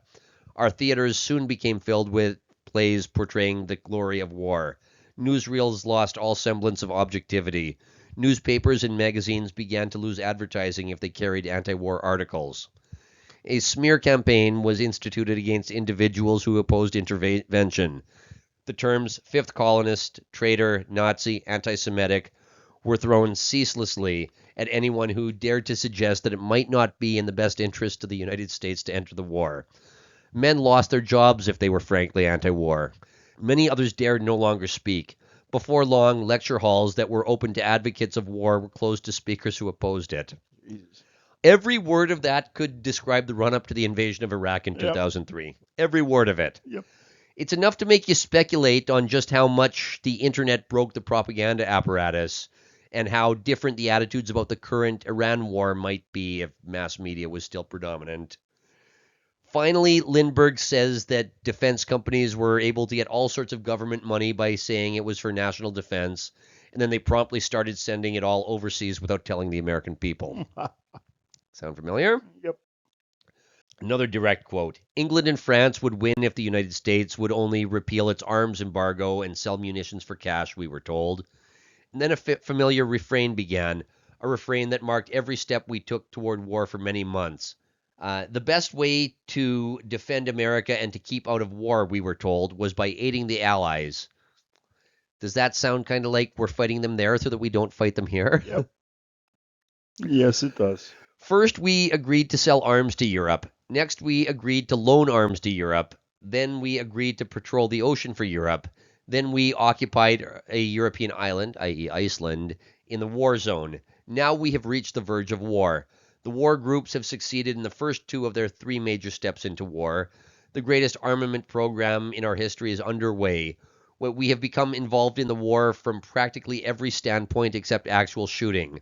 Only the creation of sufficient incidents yet remains, and you see the first of these already taking place according to plan, a plan that was never laid before the American people for their approval. Draw whatever conclusions you will.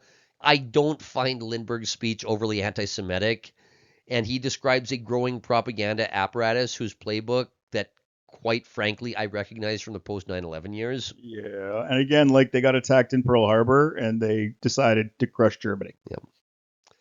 So that's clearly there was something going on there that Well, something like 80% of the American troops went to the Pacific Theater, and still all of the propaganda is about Europe. Yep. Even among people who voiced their opposition to W's invasion of Iraq, I remember hearing a lot of comparisons to the Vietnam War. I don't remember hearing a lot of comparisons to the run-up to World War II. I guess that means that, in the 90s and the early 2000s, nobody ever really wanted to relitigate the current state of affairs while it was still working somewhat functionally. If it ain't broke, don't fix it. But now that it is broke, now we Yeah. are looking at the run-up to World War II, and things are seeming more familiar than I'd like to admit that they are. So say what you will about American hegemony, like it or dislike it. Roosevelt saw himself as a great man of history before the Americans jumped into World War II, and now we're all living in the world that he envisioned. Pearl Harbor was bombed on December 7th, 1941. And as I said, there's lots of conspiracy theories about Pearl Harbor because it magically made all these issues disappear. Nah. Whether or not, like again, the parallel here isn't that it was probably a conspiracy theory, or that we should spin a conspiracy theory. The parallel here is they already had a plan, and then a tragedy happened, and they they were poking the bear with Germany. They were hoping the Germans were going to shoot back at them, and they cut the Japanese off from oil. Yeah. Well, actually, so in 2007, there's a historian named George Victor. He published a book called Pearl Harbor Myth. He argued there is plenty of evidence that Roosevelt knew in advance that Pearl Harbor was planned and he let it happen. And that book is interesting because it's actually written from a pro-FDR point of view. It's not like Alex Jones, Bush wanted to just put the New World Order in place. No, this guy says, yeah, Roosevelt knew about it and it was a good thing. It was great. It's like, but yeah, the parallel there with the 9/11. Yeah. Where they used 9/11 to implement a plan that they developed in the 90s. Yep. It was called the American Century in both cases. Yeah. And a new American century. But yeah, anyway. Yeah, so 3 weeks after Pearl Harbor, the Americans hosted a conference in Washington, and in case there's any doubt about the utopian nature of Roosevelt's visions and his plans, the conference was called Arcadia. There's another rather interesting choice of terminology, though, that came out of that conference. The treaty that formalized the alliance between the United States, the UK, the USSR, China, and 22 other countries did not refer to the bloc as the Allied Powers. Do you know what it referred to them as? No. The United Nations. Oh. This is the declaration of war, the declaration by United Nations. Now, this is often downplayed in official histories as if the United Nations was just the name on a few official documents. Let's look at some actual wartime World War II propaganda. Wow. Is this subtle? The rainbow. I've seen Yeah. fewer flags at a Pride festival. Yeah. Like just the United Nations fight for freedom. Like this was not something that came about after the fact. Yeah, this is in the works already, and then look what's enabled. To be clear, I have no problem with the winning countries wagging their dicks and saying they're calling the shots. That's just how war works. But I also appreciate some honesty. Yep. If the UN is just the Americans enforcing their utopian ideas on the rest of us, fine. But don't pretend that it was some sort of last resort that everyone had to agree to. In fact, when the UN Charter was formalized in San Francisco in 1945, the conference was attended only by countries that signed the declaration by United Nations, with a few additions due to specific circumstances like Argentina, but we'll discuss Argentina in a bit. It's always interesting, Argentina. They were like the last holdout who didn't want to get in on the Americans' League of Nations in the Americas project. Maybe if you give us the Falklands. Las Malvinas. So, whatever the truth was about Pearl Harbor, the country was going to war in 1942. The factories were tooling up for the war effort, and so was the propaganda machine. And we're going to look at three primary sources from 1942 showing the propaganda machine kicking into high gear. First, we had an article in Time magazine. Ooh. We've already established that Henry Luce's media empire is a major node in the propaganda network. This article is from March 1942 in the religion section titled American Malvern. It's on the right-hand side of that screenshot here. I'm going to read this verbatim because it's hard to picture anything like this ever being written in 2026, let alone in a mainstream publication, let alone in the religion section of Time magazine. Well, can you imagine so few photographs being available that they use that one where he Yeah. looks like he's a stroke victim? Like, that wouldn't fly today. You take another picture. These are the high spots of organized U.S. Protestantism's super Protestant new program for a just and durable peace after World War II. This is just a bullet point list on the right-hand side there. Uh-oh. Ultimately, a world government of delegated powers, complete abandonment of U.S. isolationism, strong immediate limitations on national sovereignty, international control of all armies and navies, a universal system of money so planned as to prevent inflation and deflation. Good job, guys. Worldwide freedom of immigration. Okay. Progressive elimination of all tariff and quota restrictions on world trade. Autonomy for all subject and colonial peoples with much better treatment for Negroes in the United States. No punitive reparations, no humiliating decrees of war guilt, no arbitrary dismemberment of nations. A democratically controlled international bank to make development capital available in all parts of the world without the predatory and imperialistic aftermath so characteristic of large-scale private and governmental loans. Now, I want to point out the irony. If you go onto any campus and go into any of the left colonized departments in those campuses and you bring up the International Monetary Fund and the World Bank, they will insist these are tools of colonialism. Yep. Look in the mirror. Look at it. This is just what I'm saying. If you live in any Western country, your national left of center party could easily use every single bullet point on that list. Oh, yeah, the NDP, 100%. I could see this coming out of Jagmeet Singh reading these points. But again, this comes from the religion section. This is talking about, all right, America's going to war. All of our church leaders are meeting at a conference in Ohio, and we're deciding what we're going to start preaching from the pulpit. We're going to start preaching freedom of international immigration, and we're going to start preaching about one united world currency. This seems weird. Well, and it weirdly parallels the Communist Manifesto. Well, again, this is just the program that the Americans were trying to put in place where, free trade is the thing that's going to underpin the new utopian world after the war. You want to do business with us? Got to play ball. But more importantly, you see the participation of another part of the American propaganda apparatus, which is the Protestant church.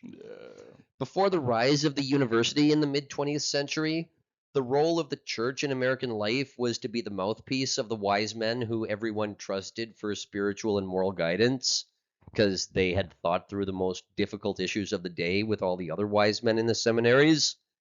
If you had a policy proposal that you wanted the government to enact, you did it by getting the preachers to support it from the pulpit. American democracy has gone through many iterations over the years and the generations, but it was originally not envisioned as one man, one vote. It was supposed to be a two-way conversation between the government and the leaders of the Protestant church that was supposed to be the center of your community. Yep. This was still true as recently as the 1940s, as we can clearly see from this article. Oh, yeah.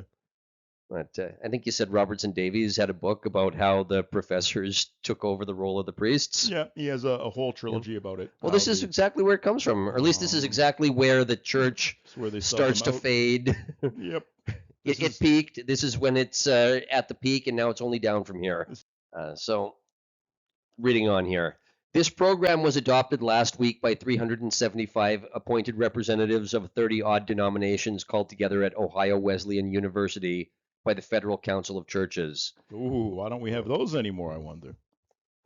Again, you've mentioned the World Council of Churches a few times. That World War II was the Americans taking their brilliant local ideas and then applying them globally. The World Council of Churches was just the Federal Council of Churches expanded to all the world. All in the name of anti-colonialism. Mm-hmm. The article continues. Every local Protestant church in the country will now be urged to get behind the program. As Christian citizens, its sponsors affirmed, we must seek to translate our beliefs into practical realities and to create a public opinion which will ensure that the United States shall play its full and essential part in the creation of a moral way of international living. I just want to say, the religious right in the States takes a lot of flack from trying to inject religion into politics. It's only because the left won so big that all of their policies were implemented and they don't have to call it religion anymore. Okay. But you see the genesis here. You see transitional Yep. form. But they specifically refer to it as Protestant. They don't refer to it as liberal. They don't refer to it as progressive. They refer to it as Protestant. So this is an ecumenical council of a bunch of American Protestant denominations. But this wasn't just a meeting of a bunch of bishops and seminarians. If you read the full article, there were some serious political names at this meeting. First, there was Harvey Firestone Jr., the scion of one of the most famous American fortunes. Second, there was economist Irving Fisher, a man who was so well connected that he just failed up his whole life. He said that the stock market had reached a, quote, permanently high plateau 9 days before the stock market crashed in 1929. Wow. Yeah, and then he became part of Roosevelt's brain trust, just like 4 years later. Yeah, you just like Homer Simpson. But perhaps most importantly, the meeting was chaired by John Foster Dulles, who later became Eisenhower's Secretary of State. The guy in charge of babysitting the international community. Oh, yeah. Like after 1945, the job description of the American Secretary of State has been to manage the system of American hegemony that these church leaders were talking about. That's what job that they gave Hillary under Obama. While Pearl Harbor was still smoldering, and while Cotton Hill was channeling his anger at the Japs to enlist and get his shins blown off, I killed 50 men. Time magazine was running an article about 30 Protestant denominations laying the groundwork for the United Nations. And like I said, it's rather interesting to see that it uses the word Protestant instead of liberal for this. Yep. Once the poor people's children have fought and died, we will establish a utopia. Well, it's also interesting they don't even use the word internationalist. Nope. This was a full-on propaganda press, and you can't just blame the Jews for this one. The people calling the shots here were WASPs. And at least in 1942, they wanted you to know it. WASPs don't always want you to know it. Here, they wanted you to know it. Yep. The second primary source from 1942 is a speech by the sitting Vice President of the United States, Henry Wallace. The speech was titled Tribute to Russia. He gave the speech to a Comintern-sponsored event at Madison Square Garden in 1942, which is one of many events to commemorate the 25th anniversary of the Russian Revolution, and there's a few things about this speech that were notable. First of all, the communist sympathies of the 1930s went as high as the United States vice president because Wallace absolutely glazes Stalin and the Soviet Union in this speech. He glazes them for running a functional egalitarian society. Oh, okay. This is the sitting vice president. This is not just some ivory tower person. This is the man who is one heartbeat away from the Oval Office. Yeah, and this is, again, during the Holodomor. 10 years after the Holodomor. This is there we go, 1942. yep. Oh, there we That go. was 1932. This is there a we go. decade after. Yep. Cat's out of the bag. Still fucking glazing Stalin. And it's not even seen as controversial or inappropriate for the sitting vice president to be singing Stalin's praises. Yeah, it's just everybody's cool with it. Second of all, Wallace brags that once the war is over, there's going to be an international system where the Americans can start asserting their ideology because they have an air force. And that kind of puts Hiroshima and Nagasaki in a new light. Yeah. Third of all, this speech removes any ambiguity about what terminology was used because he, again, doesn't use the term Allied powers. He calls them the United Nations. Okay.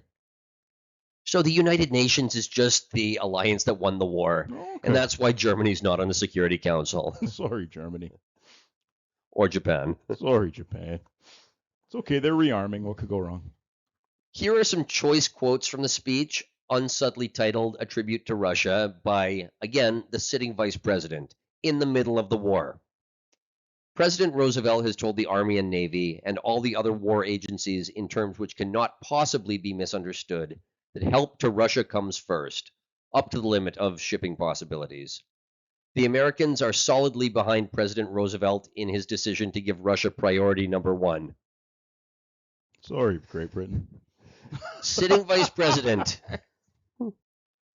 When the Russian people burst the shackles of Tsarist absolutism, they turned instinctively to the United States for engineering and agricultural guidance. Thanks to the hunger of the Russian people for progress, the Russian people did have hunger, Yeah, but a lot of it. maybe not hunger for progress. No, hunger for food. Thanks to the hunger of the Russian people for progress, they were able to learn in 25 years that which had taken us in the United States 100 years to develop. Jesus. Russia and the United States today are far closer than Tocqueville could possibly have imagined when he traveled across the United States in 1835. The continental position of both countries and the need for developing rich resources unmolested from what have caused the peoples of both nations to have a profound hatred of war and a strong love of peace. They're just like us, inside every freaking Cossack. Also, tell me you didn't read Tocqueville. Yep. Yep. Tocqueville did foresee the world being divided between the United States and Russia. Don't get me wrong. Yes, he did. But he didn't think that the United States and Russia loved peace. Nope. He understood. A little more about Russians than this guy. This is a guy who, in the 1830s, 30 years early, got famous for predicting that the United States was going to have a civil war over the issue of slavery. Yep. He said this is coming to a head. The other thing is they had to buy Alaska from these freaking people. Like, yep. This is not, Russian expansionism was not a, not a hidden thing. This was something they knew about. Like, and they didn't go east singing Kumbaya for anybody. No. So far, the speech is par for the course because no mid-century American speech would be complete without WASP self-flagellation. Yep. But he continues. Russia and the United States have had a profound effect upon each other. Both are striving for the education, the productivity, and the enduring happiness of the common man. Wow. The new democracy, the democracy of the common man, includes not only the Bill of Rights, but also economic democracy, ethnic democracy, educational democracy, and democracy in the treatment of the sexes. The ferment in the world today is such that these various types of democracy must be woven together into a harmonious whole. Millions of Americans are now coming to see that if Pan America and the British Commonwealth are the warp of this new democracy, then the peoples of Russia and Asia may well be its woof. Wow.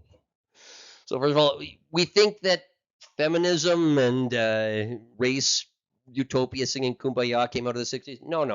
A white Protestant man. Why? In the 30s and 40s. Yeah, we're going to take over the world in the name of anti-colonialism.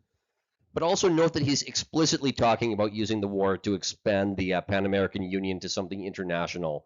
So it's not just something that was coincidental or going on in the background. You can all be our Mexico. And it's funny how for all the historiographies you read about American involvement in World War II, very few of them mention that the entire political class was talking about using the war to expand their regional trading bloc into a global trading bloc. Yeah, they missed that one. A third kind of democracy, which I call ethnic, is in my opinion vital to the new democracy, the democracy of the common man. Ethnic democracy means merely that the different races and minority groups must be given equality of economic opportunity. President Roosevelt was guided by principles of ethnic democracy when in June of 1941, he issued an executive order prohibiting racial discrimination in the employing of workers by national defense industries. Russia has probably gone further than any other nation in practicing ethnic democracy. Wow. Yeah, when I think of people who are not racist and just want all the peoples of the world to sing Kumbaya, I think the Russians. Oh, yeah. They're known for that. And their acceptance of other races. From the Russians, we can learn much, for unfortunately, the Anglo-Saxons have had an attitude towards other races which has made them exceedingly unpopular in many parts of the world. You want to talk about wasp self-flagellation? Yeah. That's why they buy this ugly art. We have not sunk to the lunatic level of the Nazi myth of racial superiority, but we have sinned enough to cost us already the blood of tens of thousands of precious lives. Ethnic democracy built from the heart is perhaps the greatest need of the Anglo-Saxon tradition. Oh, Jesus. So when we pull back the curtain, we see another propaganda trick that has been played on us.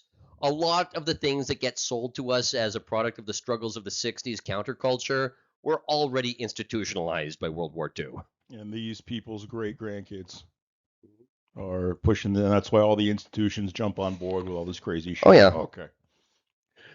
We're fighting battles that were lost decades before we were born. Yep. Wallace goes on to talk about the Americans' vision for the United Nations and a democratic system for the whole world, and it basically describes the system that was put in place. I'm going to read the last two paragraphs of his speech, and it's very clear that the post-1945 world that we live in was not just the way that the dust settled after Hitler got out of hand. It was the vision of the American elite, and whatever you think about Pearl Harbor, it was probably the reason for American involvement in the European theater. Yeah. No, absolutely, because it was very unpopular. The new democracy, by definition, abhors imperialism. Oh, where have I heard this? Every day.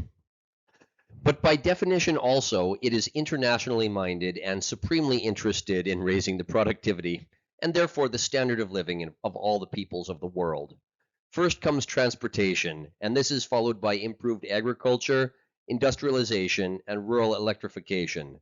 The big planes and skilled pilots which will be ours when the war comes to an end will lead us into a most remarkable future as surely as day follows night. We can make it a future of a new democracy based on peace. This brave, free world of the future cannot be created by the United States and Russia alone. Undoubtedly, China will have a strong influence on the world. Wow. Oh, wow. Yeah. Jesus Christ. Undoubtedly, China will have a strong influence on the world which will come out of this war, and in exerting this influence, it is quite possible that the principles of Sun Yat-sen will prove to be as significant as those of any other modern statesman. Didn't quite work out that way. No, but it's okay. He's on the right side of history. The British Commonwealth, England herself, the democracies of Northwest Europe, Latin America, and in fact all the United Nations, again, he refers to the alliance that way, Yep. have a very important role to play. But in order that the United Nations may effectively serve the world, it is vital that the United States and Russia be in accord as to the fundamentals of an enduring peace based on the aspirations of the common man. And this is why the Soviets were setting up like little fake cities of happy Oh, people yeah. to try to fool these Yep. idiots. Okay.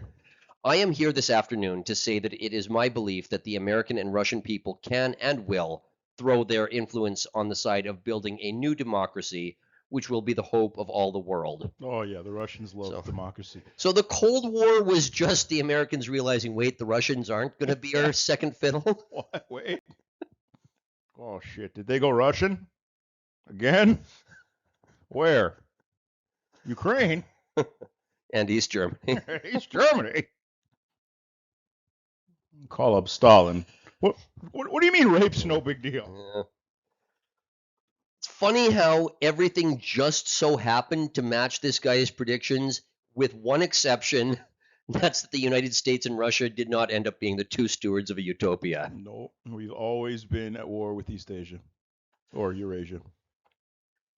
In all three of those last excerpts that I read, Henry Wallace used the phrase the common man. It became his catchphrase after giving a speech called The Century of the Common Man, ostensibly disagreeing with Henry Luce's editorial about the American century. Henry Luce said that the Americans needed to be in charge of the world, while Vice President Wallace said that we need an organization like the UN to create a world where nobody is privileged, not even the Americans. If you've heard Oh wow. Yeah. Okay. If you've heard the music piece Fanfare for the Common Man by Aaron Copland, the mainstay of funerals for the World War II generation and silent generation, especially the astronauts, that was a reference to Wallace's speech. Okay. So once again, we see the classic false dichotomy in American politics. It's just like the previous election where both Roosevelt and Wilkie agreed with giving destroyers to the British. They just disagreed on whether it should be done by Congress or executive order. Both visions of the post-war era agreed on a large, globally integrated system where the United States bankrupts you or bombs the shit out of you if you don't get on side. They just disagreed on whether American supremacy should be explicitly written into the documents or not. Okay. So I'm going to rest my case. After World War I, the Americans had a utopian vision for the League of Nations. It immediately fell apart when Congress wouldn't allow the United Nations to So I'm going to rest my case here. After World War I, the Americans had a utopian vision for the League of Nations, and it immediately fell apart when Congress wouldn't allow the United States to join its own project. The American entry into the European theater of World War II was the Americans saying, it's going to work this time. Doubling down. And once again, right out of the gate, utopia fell flat on its face when the Russians decided to act like Russians the second the war ended. Yep. The original vision, which was elucidated the year before in that editorial by Henry Luce, was the United States being in charge of the world while Britain, Russia, and China were its deputies. Cold War propaganda had to make it sound like Stalin was always this dark, shadowy figure, as opposed to the horse which the Americans had bet on. Yep. They love their fucking Asian strongmen, man. Just with a mustache. They just. Oh, yeah. When you read Henry Wallace's speech, you see that 20th century communism was less of a Jewish conspiracy and more of an offshoot of the WASP dream of a global egalitarian New Jerusalem. Yeah, anybody who's complaining about anti-Semitism in our podcast, we call them like we see them. Yep. This one's not on you. You guys took over the project 30 years later, but we're getting to that. Yeah. You guys are very good at subverting things that already exist, but these are the guys that built this horrible idea. Yep. The Puritans are the people whose descendants built Brook Farm during the Second Great Awakening and who got obsessed with a utopian proto-science fiction novel called Looking Backward in the 1890s. You know, the one about the United States becoming a gigantic mechanized corporation. The Star Trek one? Yep. Okay. And Star Trek itself. Yeah. This talk about Americans managing world peace was just the next iteration of Puritanism. Yeah, okay. That makes total sense. Yeah, and like you said, Star Trek was just an expression of this naive optimism. Yep. It's New Jerusalem getting built. For 25 years after the war, the WASP ruling class just had the swagger and the confidence of a man who doesn't justify himself because he's convinced that he's right. Mm. I said we'd be looking at three primary propaganda sources from 1942. The third is a little more famous. It's the movie Casablanca. It came out in November 1942. Now, I was an angsty teenager during Hollywood's golden run of indie films in the late 90s and the early 2000s, the golden age of Harvey Weinstein. Mm, Yeah, the days when Harvey Weinstein's operation was a well-oiled machine, churning out one quality piece after another. The good old days. mm. Whatever happened to Harvey Weinstein? Oh, I don't know. I'm sure he's fine. Now, I'm not sure if cinephile is the right word because I wasn't exactly Quentin Tarantino, having an encyclopedic knowledge of film noir and blaxploitation and every other niche genre. But I did try to watch a lot of the classics. And there were two movies that I tried watching as a teenager, but I never really got the appeal of: Citizen Kane from 1941 and Casablanca from 1942. In our episode about regionalism, which was the 12th episode in this series, I went over Citizen Kane. That movie was looking back at the period from 1885 to 1940, saying this is the end of an era. And from doing this podcast, I finally understood enough history to watch that movie again and appreciate what the people in the theaters would have been thinking in 1941. Casablanca is the same sort of thing. Okay. It can only be properly appreciated as a piece of wartime propaganda, arguably the greatest piece of wartime propaganda ever made. Just like a lot of the paintings we looked at from the 19th century were war propaganda commemorating battles, and also post World War II painting in Russia went full on patriotic war glorification. To this day. Oh yeah, they have new wars to the propaganda is. Absolutely. They're putting the pictures of the war dead on the desks of little kids All right. to try and brainwash them and go anyway. You too can die fighting over a phone booth in Yep. Donetsk. We will get this wheat field under control in 20 years. It's sometimes forgotten, but in both Britain and America, there actually was old-fashioned war painting being promoted during World War II, much of it through Time and Life magazines. And here are some examples. This Oh, one's wow. called The 2,000-Yard Stare. Yeah, okay. This delivers what it says. Also note that it's not set in the European theater, it's set in the Pacific theater, Yeah. which was a lot more appealing to Cotton Hill. Yep. This reminds me of Room of Kebab guy. Yep. Same look as the accordion player in Serbia Strong. They had that same. I just committed a war crime look. Oh, here we go. This is a boxing match aboard the deck of a ship. Nice. This is a hangar. Again, art right before the war was about showing off this new technology. There were actually a lot of paintings about airplanes, so this was right in line with that. And this is, I want to point out, these are all like children. Oh yeah, These all look like 16-year-old kids. and this is Cotton Hill before he got his shins blown off. Yep. I knew Uncle Sam needed me. This is actually a British one called Commander Looking Through a Periscope, showing off new technology. We also Yeah. have submarines. But as nice as some of these paintings are, modern wars require modern propaganda, and cinema just worked better. Over in Germany, Goebbels certainly knew that. We did an episode on late 30s art under Hitler and Stalin. That story ended somewhat abruptly in 1939 because when Hitler invaded Poland, he got too busy to micromanage his country's propaganda and to say that all painting needs to look like it came out of the Bismarck era.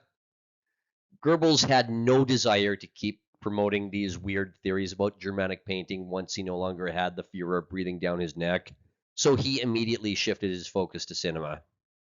Now, in America, Casablanca was far from the only Warner Brothers movie from the war years glorifying American involvement.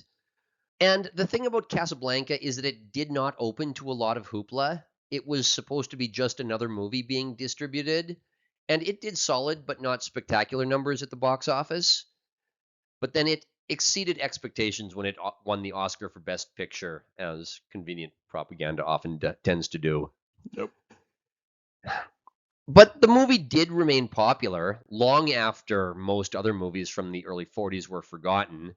in part because it was such a good piece of propaganda promoting the post-war narrative where World War II was seen as righteous and the real moral midgets were the isolationists who wanted to stay out of it. Your children did not die for nothing.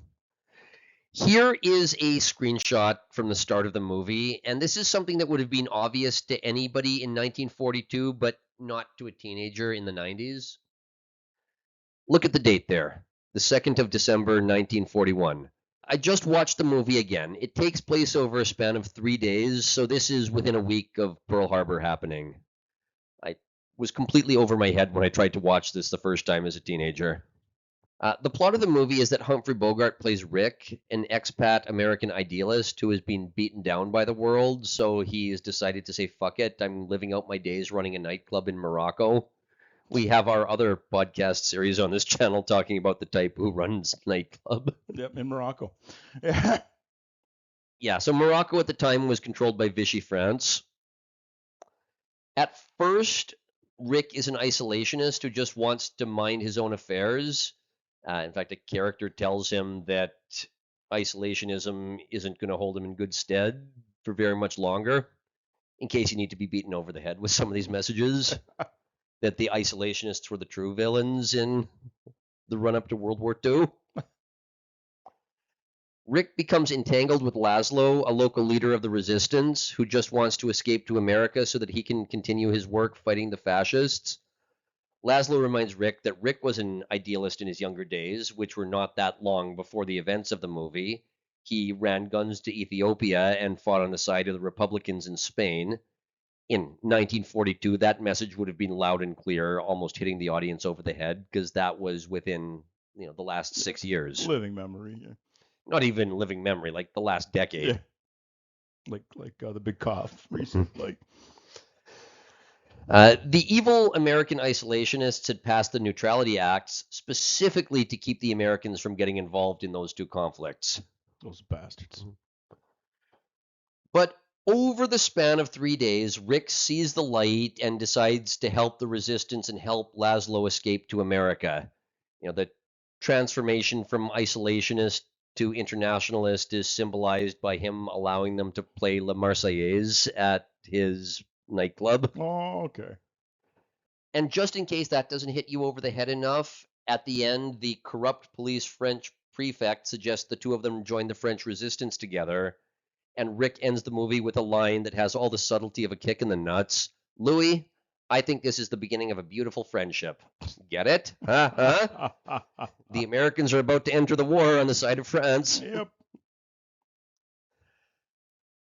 But Casablanca was not the only wartime propaganda movie released by Warner Brothers, because the next year, in May 1943, a much more ham-fisted movie came out called Mission to Moscow. Oh.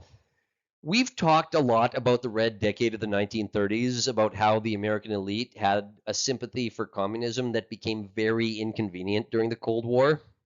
It had to be airbrushed out of history. We also just talked about the vice president's speech. Yep. The sitting vice president. But if you want to see just how much sympathy the Americans had for Joseph Stalin before they decided to turn him into a cartoon villain when he wouldn't get on board with their utopian project, you have to watch this movie. Here is a screenshot from it. He looks so reasonable. Look, and the wasp looks like Atticus Finch, Father knows best. I had no choice but to kill 6 million Ukrainians. They get out of line. What, you just let Ukrainian walk around? The movie was a little more subtle than that, but not much. The Ukrainians wanted to starve. That is what they do not tell you. Your capitalist propaganda. The guy on the left is playing Joseph Davies, who was the ambassador to the Soviet Union in the late 30s. It was based on his memoirs, actually fairly faithfully to the source material. Oh, okay. This is filling up some blanks here. Yeah. The book and the movie showed Stalinist Russia in such a positive light that when it was shown in Moscow, people thought it was a comedy. Yep. When Dmitry Shostakovich, a literal regime stooge for Stalin, maybe not a voluntary regime stooge, but definitely he stooged. Shostakovich said that official Soviet propaganda wasn't this over the top. Yep. The movie starts with Davies being taken to Russian farms and factories, seeing all the peasants happily working and producing abundance, praising the system for being so efficient and being such a delight to work under. Wow. This was made by Warner Brothers, not some Yeah. like some art students project. No, this was Yes. in the theaters. This wasn't Russia today. This was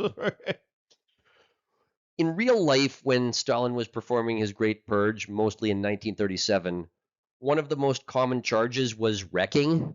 If the factory failed to meet its quota, it would be blamed on some wrecker who was clearly sabotaging the operation because he was counter-revolutionary. At one point in the movie, the protagonist talks to a factory manager who says, looks like somebody's been tampering with my machines. Oh, wow. So this segues into the Moscow trials, Yep. which were going on at the same time as the Great Purge. The movie takes the artistic license of reducing all three trials into one. We talked about the Moscow trials in one of our old episodes. But Davies, the protagonist, is in the courtroom watching all these Soviet officials admit their crimes of sabotaging the Soviet Union because they were getting orders directly from Trotsky. And they all say, I've decided the only honorable thing to do is to come clean and face the penalty. And from the audience, Davies says, in my professional opinion as a lawyer, I think these confessions are sincere. Wow.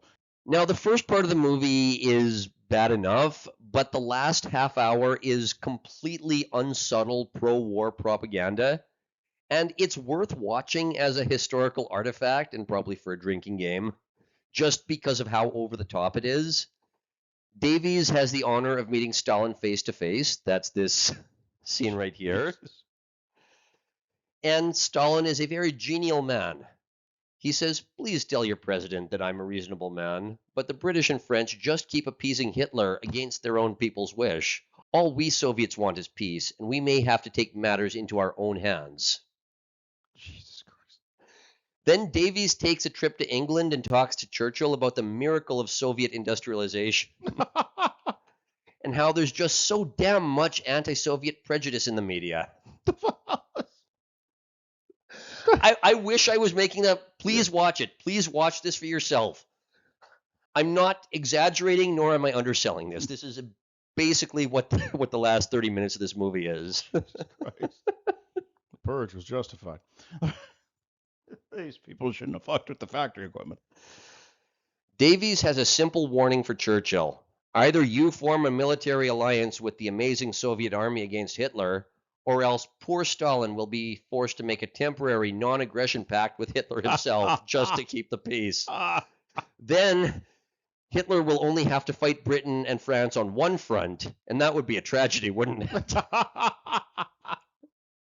Because it never gets mentioned that Britain isn't actually at war at this point and doesn't have to be at war. But Churchill grumbles about that damnable blackmail threat from the air. Jesus Christ. Now, meanwhile, Churchill was like, guys, the communists are pieces of shit. No one listened. Well, Churchill asks Davies to talk to Roosevelt because the Americans could give powerful support to the democracies of the free world. Jesus.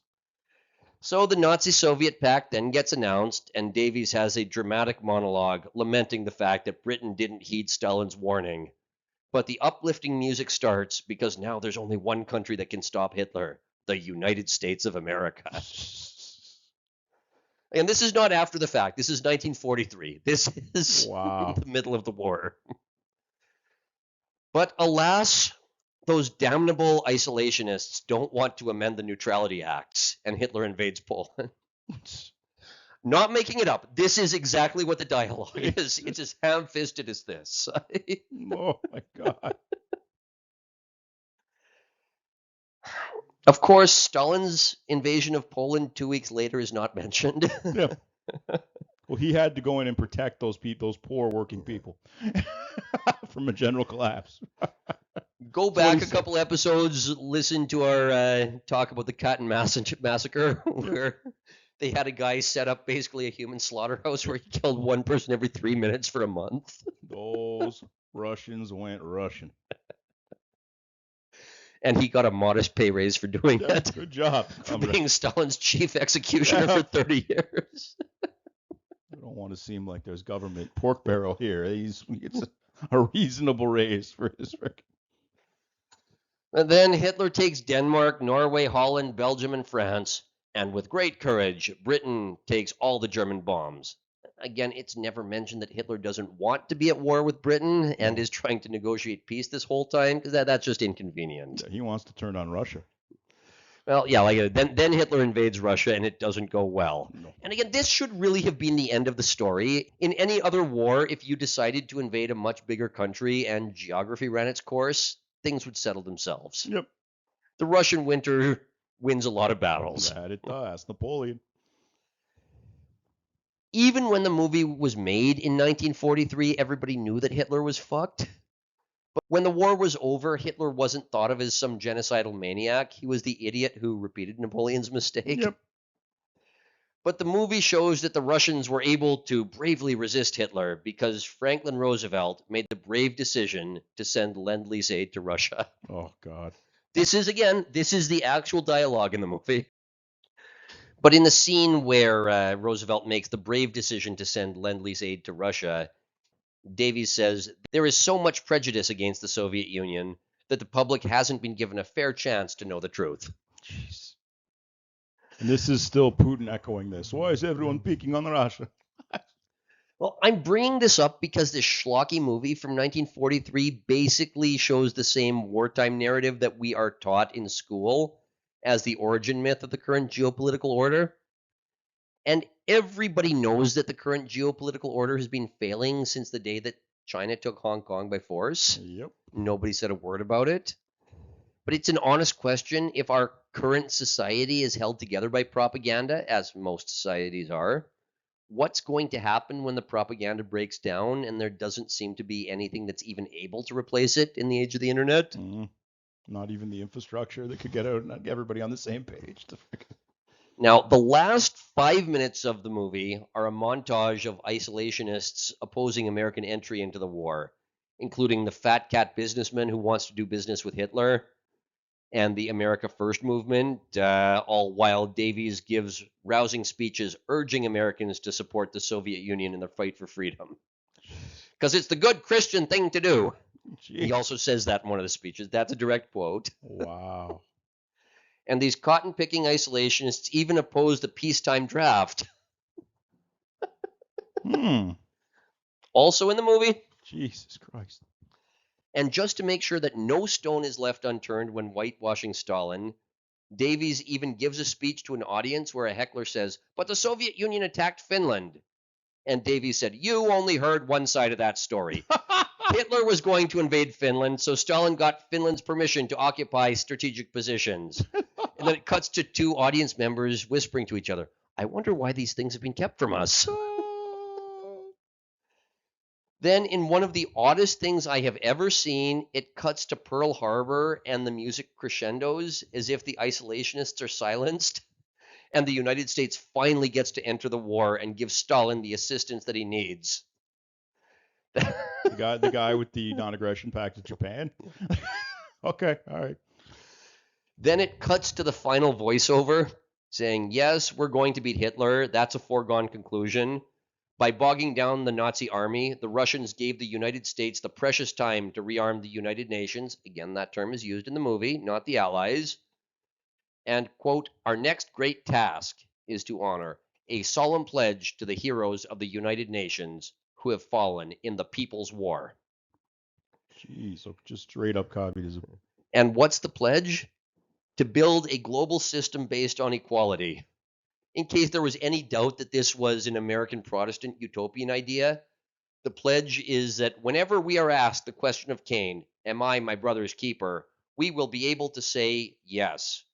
And then a gospel choir fades in singing, "Yes, you are your brother's keeper, now and forever." And it fades to black. And this is why we see like the pride flag being flown in Kabul. Yep. Okay. And and a portrait of George Floyd. Yeah. Okay. All right. Now, to be clear, this was just one movie, and it did not smash box office records or anything like that, but it was certainly mainstream. And if Warner Brothers was producing propaganda like that, it tells you that the leadership class was not Cotton Hill enlisting to get back at the Japanese. Yep.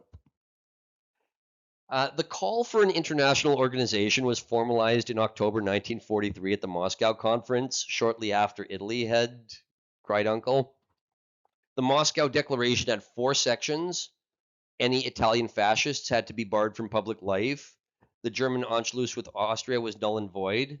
A proclamation to punish any Germans involved in the atrocities, which is extra ironic in a document called the Moscow Declaration. And the 4th one was that it declared the necessity to establish an international organization based on sovereign equality and the maintenance of peace, run by the United States, the UK, the USSR, and China, which would come to be known as the 4 Policemen. How'd that work out, boys? Jeez. Well, at Dumbarton Oaks in 1944, the details of this organization run by the 4 Policemen were negotiated. And once again proving that the USSR was always seen as the junior partner in the pecking order, Roosevelt and Churchill didn't seem to care that they had to meet with the Soviets and Chinese separately. Because there was a bit of bad blood following the Kuomintang's little massacre of the Chinese communists in 1927. Yep. This is, if you're curious why the communist Chinese during the Cold War sided with Richard Nixon. That's why there's a lot of bad blood. There's parts of China that Russia believes are part of it. And Manchuria. And yeah. At Yalta in 1945, just before the fall of Berlin, the meeting was just about hashing the details of the new post-war order, including finalizing the lines on the map and finalizing how to divide Germany into occupation zones. Once again, everything was full of overly optimistic language. For example, one idea floated was the idea to create a Jewish state in the Middle East that would be the model of social justice and would inspire the rest of the peoples in the Middle East to modernize. Oh, yeah. Yeah, that's how the Middle East works. It's how a Jewish state in the Middle East modernized the area, wasn't it? They just need a little help. Let's invade Iraq and let democracy flourish. And Syria and Libya. And Iran. And the most important thing about the Yalta Conference, Poland got fucked. Yeah. If Chamberlain is a cartoon villain for appeasing Hitler over the issue of Poland, then Churchill needs to be held to at least the same standard over Yalta. Yep. The Soviet government had installed a supposedly temporary government in Poland after taking it over from Germany, obviously pro-Soviet and seated in the city of Lublin. This caused an issue because the old Polish government in exile was in London, just like a dozen other governments in exile were. And the Polish government in exile was opposed to letting a communist satellite government run Poland. Stalin told Churchill that he was going to let Poland hold an election as soon as the war was over, and that the Lublin government was going to incorporate the government in exile. In a line that could go on a tombstone, Churchill said, "Poor Neville Chamberlain believed he could trust Hitler. He was wrong, but I don't think I'm wrong about Stalin." Oh, that aged like milk. A few weeks later, on April 12th, FDR died. He had built up a massive Washington bureaucracy knowing that he was in failing health. Then he chose Harry Truman, an obscure politician, as his running mate in his final election. Harry Truman thus became the first example of that staple of 20th and 21st century American politics. The leader who doesn't have any idea what the fuck he's doing, so he just takes orders from the bureaucracy, which now runs itself. Yeah, okay. He reads the occasional speech given to him by his handlers, but there's a certain irony in the fact that Truman cultivated a public image as a Midwestern boy with a sign on his desk that said, "The buck stops here," meaning that he recognized he had the final responsibility for everything. In reality, he was probably the first of many presidents for whom the buck stopped nowhere near his desk. Nope. 2 weeks later, on April 25th, the UN conference convened in San Francisco. I mentioned earlier that Argentina had been invited despite not having joined the alliance called the United Nations, retroactively referred to as the Allied Powers. The Yankees had spent the whole war trying to turn Latin America into their prototype for a political union that's part alliance, part trading bloc, and part agreement that the Americans will bomb the shit out of you if you try to redraw a border. Yeah. The whole thing was organized and held together by our old friend Nelson Rockefeller, who did a lot of finagling to deal with the one biggest holdout, which was Argentina. Instead of getting on board with the Yankees program, Argentina decided to overthrow their own government in a military coup and install a new government that would eventually be led by Juan Perón after the war. Don't cry for Yeah, me, exactly. Yep. Argentina. Yeah, that was his wife. Yep. I married a slutty dancer. Played by Madonna in that movie. They found a whore.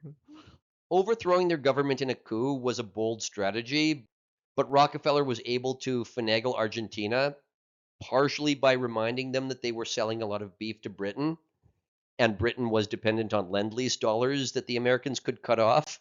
Yep. So Rockefeller was eventually able to get the dog back on the leash with some wheeling and dealing, which broadly speaking came down to inviting Argentina to the UN conference in San Francisco in exchange for them declaring war on Germany at the last possible moment. Like in 1945, Wow. like when the Allies were on the suburbs of Berlin. Wow. That was when. Okay. And this is why the Nazis ran to Argentina. Okay. Mm-hmm. Though to be clear, when Argentina declared war on Germany, it was not a member of the military alliance, so they were not technically part of the UN, but Rockefeller pulled some strings to get them invited to the UN conference anyway. Okay. At the San Francisco conference, with Roosevelt now dead and out of the picture, Molotov made it abundantly clear that, no, I am not going to honor any promises I make about Poland. That was with FDR, not you. Wow. But since the Now we started this war for a free Poland. Yep. All right. But since the Americans wanted to admit Argentina, who were not part of the United Nations alliance, Molotov would agree to a deal where the Soviets would allow Argentina to join the UN if the Americans recognized the Lublin puppets Polish government. Ooh. Which the Americans did following a bit of reshuffling on July 5th, 1945, formally withdrawing their recognition of the Polish government in exile. Sorry, Polacks. Yeah. But the whole war was started because... No, shut up. Goodbye. Not the first time you've gotten fucked. You're Russia now. 2 weeks later, July 17th, 1945, was the Potsdam Conference, where the deal was essentially closed. Details were finalized about how to manage Allied-controlled Germany. This is the council that by decree said Prussia doesn't exist anymore. Yeah, but no more Prussia. Sorry. The borders of Poland were redrawn. Plans were made for the Nuremberg trials, where the concept of a crime against humanity would be defined as something retroactively made illegal, worded so precisely that the Germans are guilty of it, but the Russians aren't. Yeah, and it never applies to the Americans ever. The Potsdam Conference had the odd quirk that it had to be paused for a few days halfway through because Churchill was voted out of office.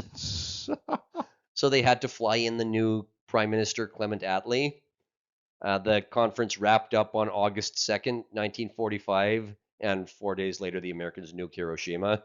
So a few days later the war was over. All right. 2 months later, enough countries had ratified the UN Charter that the UN could be brought into existence, and it had its first meeting in a church in London on January 10th, 1946. So I rest my case that this was the plan all along, and the primary reason for the United States entering the war. It was just a Protestant idea. It's a cabal of Protestants? Yep. All right. The UN met in a Methodist church, a bombed-out Methodist church. We call it like we see it, folks. We say that the story of art shifted from Paris to New York in 1945 because that's when the West's new operating system was installed, and everybody was expected to start following the American story, which is centered on the United Nations. And that's why Homie went home to Britain and built a welfare state. Yep. Okay. All right. The New York story doesn't start in 1945. It goes back to the Monroe Doctrine, the Alaska Purchase, and Emperor Maximilian. The European story doesn't end in 1939. Charles de Gaulle and Margaret Thatcher are still important figures. But the story of the West that we're told in textbooks takes the European story arc until 1939, then the American story arc after 1945, and presents it to us as if it's one singular story arc. It is not. John D. Rockefeller Jr. purchased a plot of land in Turtle Bay on the eastern shore of Manhattan and donated it to the United Nations, where this building was designed by a committee of international architects. Oh, graph paper. It will not surprise you, now that we've been doing this for 2 years, that Le Corbusier was on that panel of international architects. Now, if all the people that need to be tried at the Nuremberg trials, Le Yeah. Corbusier just omitted. The proles will live in concrete cubes. We will not. I also want to point out that it looks like a frickin' Borg cube and the headquarters of the United Federation of Planets in Star Trek. Again, So it all. Star Trek is UN fan fiction. Yep. I mean, the Next Generation happened at the end of the Cold War when they thought it was a chance to finally make this utopian project work. Yep. One more try. One more try. And then, like, the latest Star Trek series is in the academy with a bunch of teenagers, and there's not even any technological progress in it anymore. How do you have Star Trek without technological progress? Yep. It's like Belgium without waffles. The importance is that they have some kind of weird intersexed character. That's the important thing. That's progress now. They've really cut back Yes. on their Scale ambitions things. for project progress. You'll be able to track idiocracy through the various manifestations of Star Trek and Doctor Who. Mark my words. Now, maybe this building was futuristic and optimistic in 1945, but it's yet another example of the fundamental paradox of the American century. The most powerful empire that the world has ever seen, built and organized by a swaggering cabal of wasps, already a demographic not exactly known for modesty, No. and all the most important architecture looks like a worker housing project built for efficiency. Yep. You know, this was there from day one, starting with this building right here, which was meant to be the centerpiece of the project of the American century. The new ugly architecture. A lot of the famous modernist and surrealist painters from the Parisian avant-garde had moved to New York to flee the war, and that is sometimes said to be the reason that the center of the art world shifted, but the true reason was institutional. In Paris, these people were independent hipsters selling their work to the nouveau riche types in and around Montmartre. When these hipsters moved to New York, they had the full backing of the Museum of Modern Art, which was a vanity project of the Rockefeller family and a tastemaker for corporate America. Yep. The Rockefellers owned the Rockefeller Center as well, where a lot of American mass media was headquartered, of both the broadcast and the print variety. And now they were the ones putting up the money for the UN building. All the decision makers fit in a room. Yep. When it came time to decorate the UN building, the main chambers were going to have 2 large murals. The aesthetic of this building was supposed to become the aesthetic for the 20th century international community led by the United States. Nelson Rockefeller pulled some strings to make sure the commission went to one of the French expats who we talked about in our 1920s episodes, Fernand Léger. He was sometimes called the Tubist. Looks like a pack of playing cards. Well, let's see his first mural. This is on the east wall of the main chamber of the UN building. Yeah, more? Okay. So ugly art that they like for some reason because they're self-hating. This painting is informally nicknamed Scrambled Eggs after a comment by Harry Truman, and not as a compliment. No. But now the UN's website uses that term, Oh, God. which tells you that nobody takes this stuff seriously, Yep. not even them. Nobody can say the emperor has no clothes, though. For decades, nobody's been able to say the emperor has no clothes. It's institutional inertia? Or is it just a style? This was in style when they freaking started this? Well, the Rockefellers wanted to make this in style. Oh, God. That's the thing. These people are the trendsetters.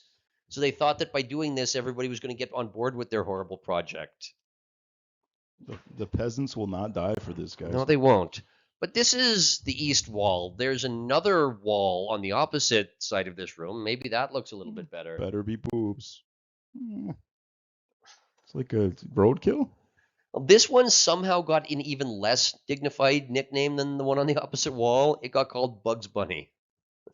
Yeah, if you're on drugs. Yeah, Again, better. also on the UN's official website, they call this Bugs Bunny. Oh, okay. Yeah, I see it now.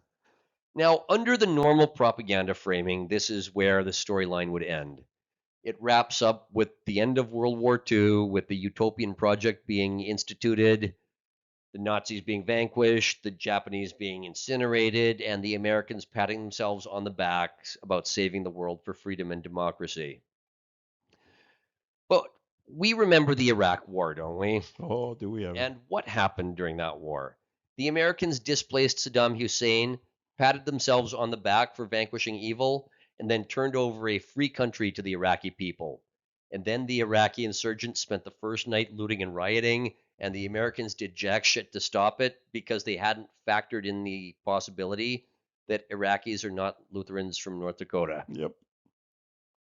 And from that point onwards, the insurgents knew that they had the rule of the roost because the Americans just didn't have the balls to do what it takes to keep order in the Middle East. And the second you blink around Arabs, you're done. You show weakness, you Mhm. show you can't maintain order, bam.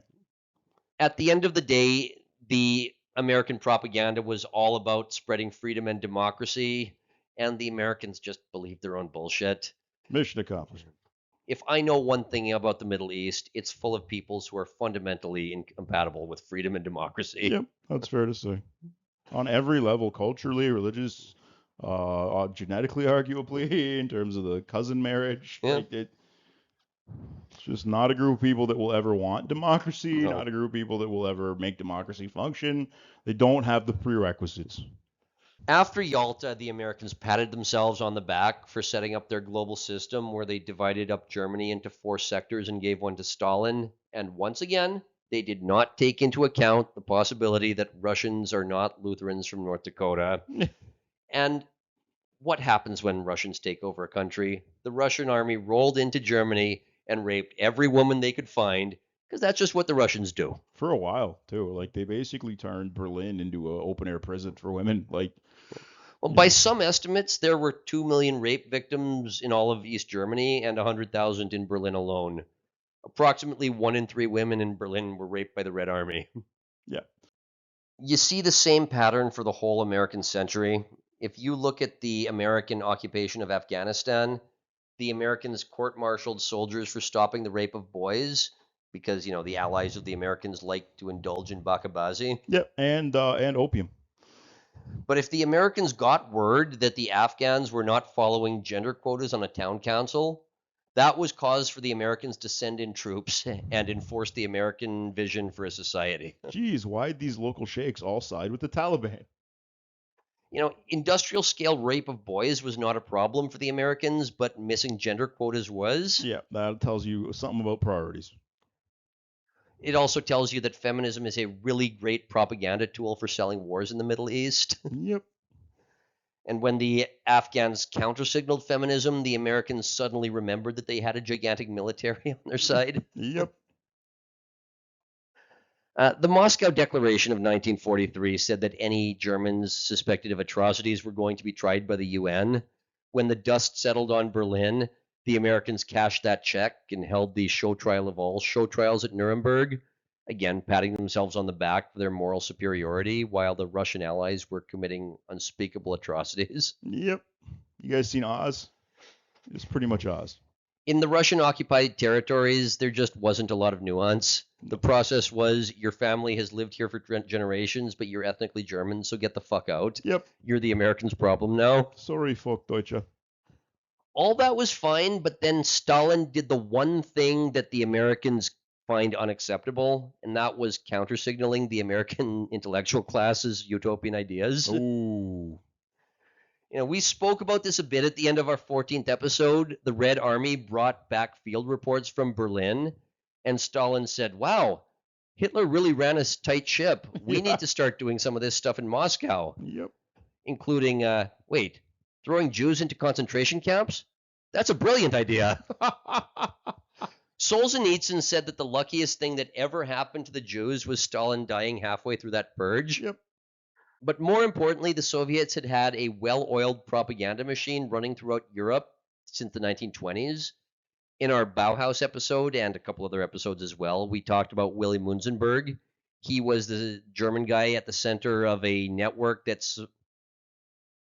In our Bauhaus episode and a few other episodes as well, we talked about Willy Munzenberg.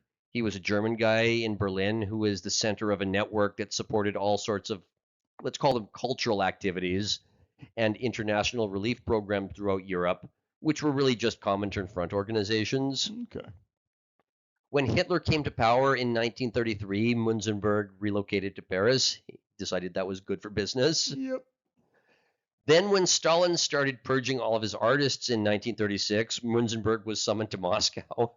At which point he said, you know what, I don't want to be a communist anymore. No, I'm not going to go see the Pope, said Martin Luther.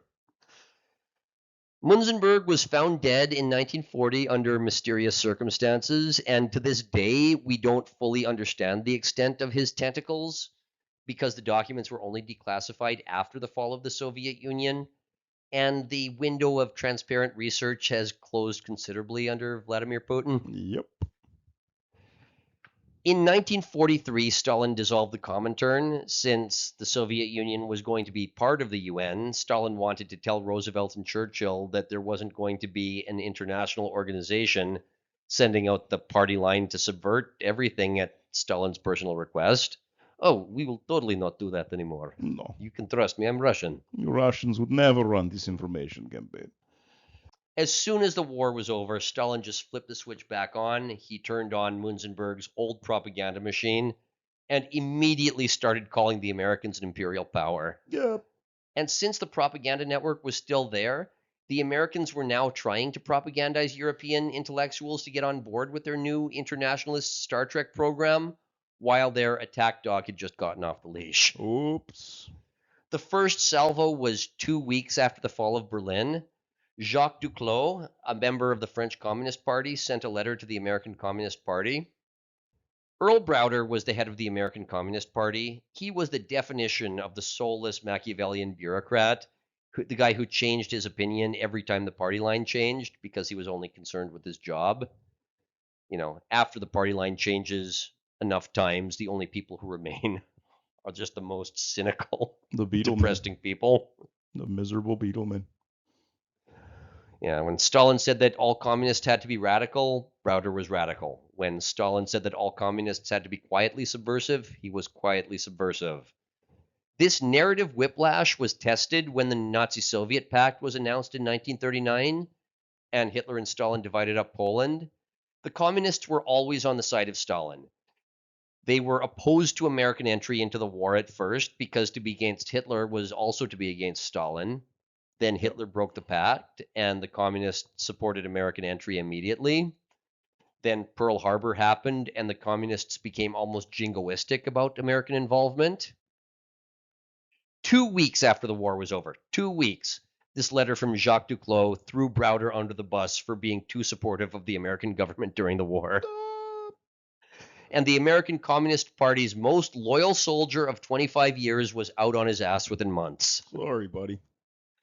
As soon as the Americans were ready to debut this new internationalist system to the world, backed up by their gigantic industrial machine, the American communists were giving marching orders to be a pain in the ass again and to start striking. Oh, yeah.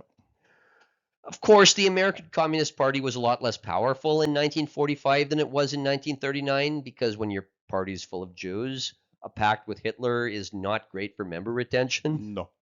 But from day one, the Americans' utopian plan just stumbled right out of the gate, because the Americans did not understand that Russians are Russians. Yep. And Stalin just got the band back together. In 1947, the Cominform was created, which was essentially a refounding of the Comintern. Now, if you remember our Hitler-Stalin episodes, we talked about this man, Andrei Zhdanov. Talk about Beatlemen. And remember we pointed out that this looks like Azamat Bagatov, Yes. the producer of Borat in canon. So well done, Sacha Baron Cohen. Yeah. Nice touch, buddy. It's like stupid humor, but it's smart if you know something. It's anyway. If you recall from our previous episodes, in 1932, Stalin abruptly made the decision to get rid of any modernist art and decree that all art moving forward had to be socialist realism, which is the aesthetic that you associate with Soviet art. We did 2 full episodes on that, so I'm not going to rehash it here. But Zhdanov was the guy who made sure that you ended up in the gulag if your art didn't follow the rules. In 1946, Stalin decided that the new party line was going to be hyper-nationalistic and unabashedly Russian, and he thought Zhdanov was just the perfect guy to bring back for that. Yep. Yeah, he'll do what you So- say. You can So tell. this guy had a second act. And this time it was not follow the rules or go to gulag. This time it's be an active cheerleader for party line or go to gulag. Oh God. And this is the guy who decided that Hitler's methods of purifying German art were ingenious. Yeah. So he set out to send, let's call them rootless cosmopolitans to the gulag. Sorry, rootless cosmopolitans, coastal elites in the United States. Now, this guy didn't live for very long. He died in 1948, so he was only in charge for 3 years. But for the rest of Stalin's life, the Zhdanov doctrine was enforced by the party and the Cominform, and it was often informally summed up as the only conflict allowed in Soviet culture is the conflict between good and best. Oh wow. Jesus. And so, while the Americans were figuring out how to start the United Nations while every woman in East Germany was getting savagely raped, Zhdanov was busy tapping into Willy Munzenberg's old propaganda network and putting on great traveling art shows and getting the Russian symphonies to tour the West, playing great symphonies praising the glory of Russia and the Soviet Union, and condemning the evil imperialist American cause. The front line of this ideological battle was Berlin, and the Americans decided that they were not going to take this lying down. They were going to fight back, showing Europe that America wasn't a land of Philistines. Because the epitome of WASP is that it's not good enough to show cultural superiority by not raping women. You have to show cultural superiority by art Yep. and your academic theories. Yep. It's way more important. Historians will give different answers as to when the Cold War definitively started, but one of the more convincing answers is January 1947. If you recall, the Americans and British agreed to recognize the Soviets' puppet government of Poland, the Lublin government, in exchange for a promise that Poland would get to hold free and fair elections. Well, those elections were held in January 1947, but they weren't exactly legitimate, nor were the results believable. Opposition candidates were jailed. Their supporters were openly threatened. So there were tells. Things might not be on the up and up. Well, arguably even more so than the Berlin blockade, this was the moment that the Americans and British decided to just give up on their dream of a global superstate where peace was managed by free trade. And they decided that this good versus evil propaganda apparatus that they had built against Hitler was now going to be retooled and repurposed so it could be used against Stalin. And so the Cold War was underway in 1947, not as an arms race, but as more of an ideological battle. The arms race really only kicked into high gear following the launch of Sputnik in 1957, but that was still a decade off. And a year after this, a man named George Orwell published a book called 1984 Mm-hmm. about how, hey, this apparatus can switch from one enemy to another just seamlessly, and you just have to go along with it. Yep, I wonder where he got that idea Yeah, from. strange. The Americans' first shot back at the Russians was the America Hauser or the America Houses, the most famous of which was in Berlin Oh, it looks like a Costco or something. or an IKEA. Yeah. It's clearly modernist architecture. The Americans probably did it because it would have pissed off Hitler. Yeah. But the America Houses were a response to the Soviets because in 1947, the Russians opened the House of Soviet Culture in an old Prussian government building that they had restored after the war damage. See, this building looks like a building. Yeah. No, absolutely. This much more classical building was meant to show off Russian sophistication in Berlin, including art, culture, and ideology. It was fully furnished with luxury furniture and antiques, which was par for the course for Soviet government initiatives, while the country was in a severe housing shortage. But more importantly, this was the propaganda center that Stalin was using to paint Americans as materialists with imperial ambitions. Not unreasonably, but he was still painting them that Yeah. way. Whether it was true or not, he said it. The Americans had established a reading room in Munich in 1945, which they soon expanded into a series of America houses throughout the American occupation zone. They were supposed to show off American books, American films, American theater, American art, academic lectures about American culture, all that kind of stuff. The Americans also sent their best opera singers over, and the Boston Symphony Orchestra toured Europe and became world renowned. But the more important development was that if you were a European intellectual who had something negative to say about communism, especially if you were a left wing intellectual who had broken with the Communist Party or had otherwise become disillusioned, you could always count on the Americans to give you a platform. Okay. A lot of this was driven by the Americans' self imposed inferiority complex. The United States had long since been seen as a pioneering nation in literature, going back to Edgar Allan Poe in the 1830s. And on the more lowbrow level, Hollywood and pulp detective novels were loved in Europe before the war. But for whatever reason, legitimate or otherwise, the Americans were on a mission to prove that they weren't Philistines and that they were worthy of being the new stewards of Western culture. So the Americans decided that they needed to propagandize Europe, lest Zhdanov's pageantry seem more appealing to European intellectuals. And their strategy was to be a foil to the stuffiness of Zhdanov, the Soviets, the Comintern, and socialist realism. So, just as a reminder, this is the kind of stuff that the Soviets were doing. Yeah, the peasants will die for this. In 1948, the Guggenheim Museum, which was named after Peggy Guggenheim's uncle Solomon, but the two branches of the family hated each other because Jewish family drama. Yep. So we talked about Peggy Guggenheim in the last episode. Now I'm talking about the Guggenheim Museum, which was named after her uncle, but nothing to do with each other. Okay. The Guggenheim Museum organized for a set of abstract expressionist works from their collection to tour Europe, stopping at the America houses in Germany. The traveling exhibition was sponsored by the United States Information Service and titled Non-Objective Painting in America. And this is what you might have seen if you walked into your local America house after the war. Oh, this would have me screaming for another Austrian painter to come in and put things right. Well, the message here is clearly we don't throw people into the gulags for their art in America, no matter how much they deserve it, because some of them deserve it quite a lot. This is like the Fred Phelps of art. Okay, this is the extreme limit of what the Supreme Court will. All right. And finally, we see why it's said that art shifted to New York in 1945. Because from 1945 onwards, the official story of the West was going to be whatever was put out by the American Institutional Propaganda Network. And in those days, both the mass media complex and the intellectual firepower of America were based in New York City. Some of the American culture was genuinely great, like the Boston Symphony Orchestra, but this propaganda apparatus decided to promote abstract expressionism, the so called New York School, and the art world has never really recovered from it. The front line of the European propaganda war in the 50s was an organization called the Congress for Cultural Freedom, which promoted basically any culture with an anti communist, anti authoritarian message, including abstract expressionism. Say what you will about this. It certainly says, fuck you, Dad. This is like an Al Qaeda situation. Okay.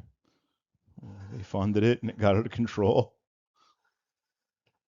Jackson Pollock was a member of the American affiliate of the CCF because it was great for business to have the institutions parading your work around Europe and calling you an icon of the art of the free world. Oh, yeah. Ostensibly, the Congress for Cultural Freedom was a privately funded rival organization to the Cominform. You know, the Russians were putting on their socialist realism shows, so the CCF is going to put on this shit. Okay. A horrible counterpoint. Yeah, the CCF's mission was to promote the idea that New York City was now the center of Western culture, because after two world wars, Europe was not able to be a good steward of its Western inheritance. So, naturally, things had to be protected by American institutions. But not to worry European intellectuals, the Americans take their duty very seriously. It may be laughable now, but it was much more believable in the 1950s when the outward-facing image of America was a bunch of highly educated wasps in Brooks Brothers suits who respected their roots in the British Isles. There was a scandal in 1967 because it turned out that the Congress for Cultural Freedom was receiving money from the CIA via various front organizations.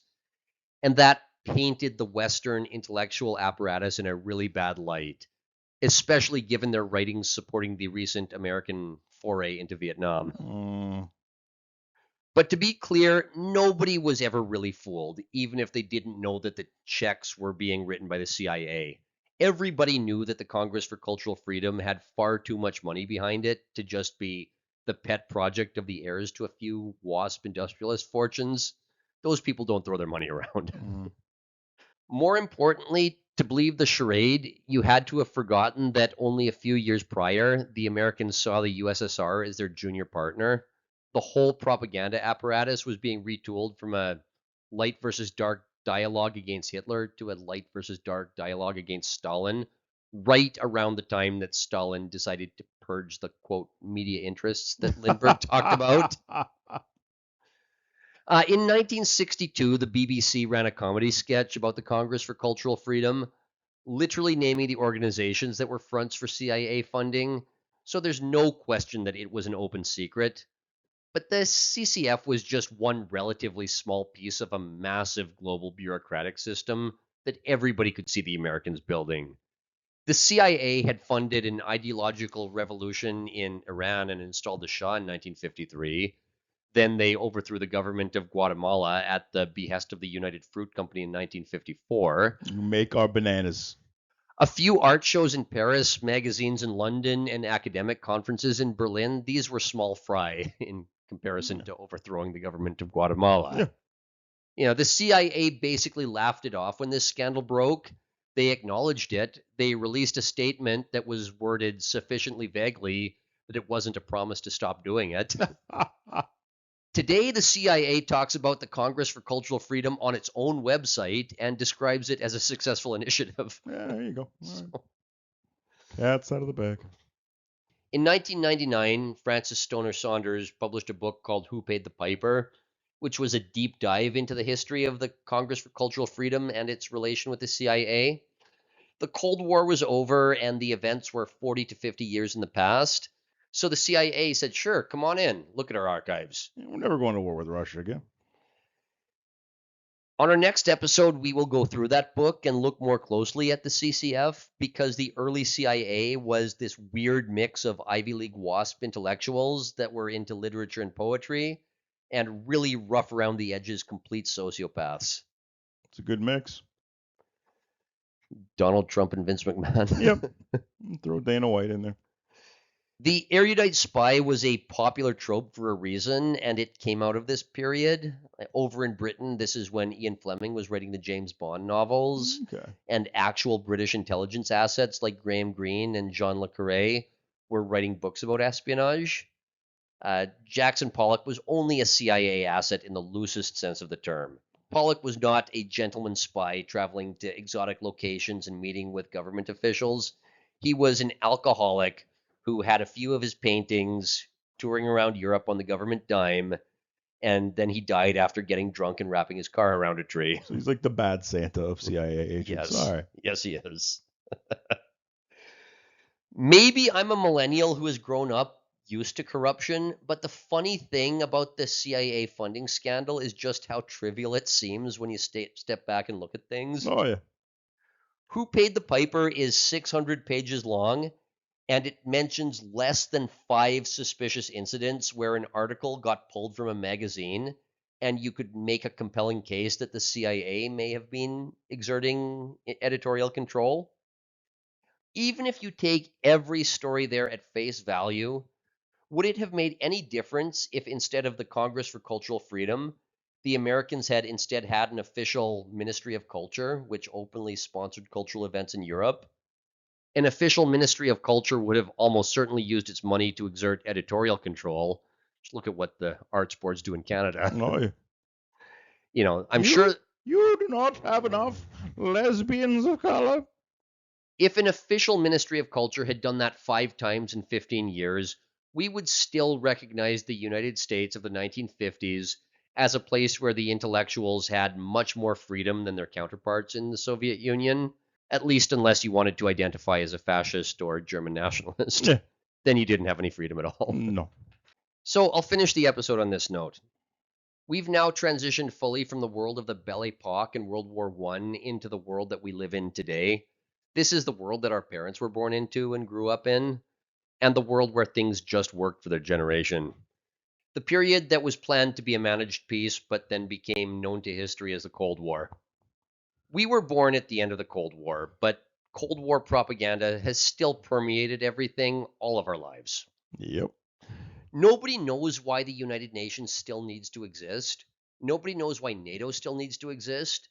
And yet, social studies teachers still teach the history of how these organizations came to be. And it would be one thing if the answer was just inertia and friction. That's why these organizations are still around.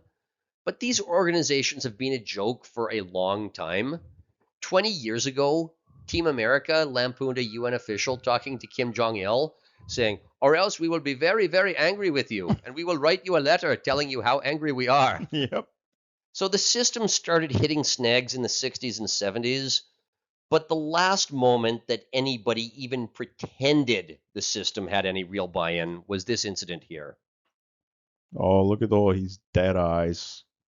For those of you who were born after about 1991, if you Google Colin Powell UN speech, you don't need to be any more specific than that. They know exactly what you're referring to. Yep. Homie gave a lot of speeches at the UN. It refers to this one right Yep. here. In 2003, Bush had decided that he was going to invade Iraq and topple Saddam Hussein, and everybody knew he was going to do it. But there were still certain people who believed you still had to go through the song and dance and give a speech to the UN Security Council.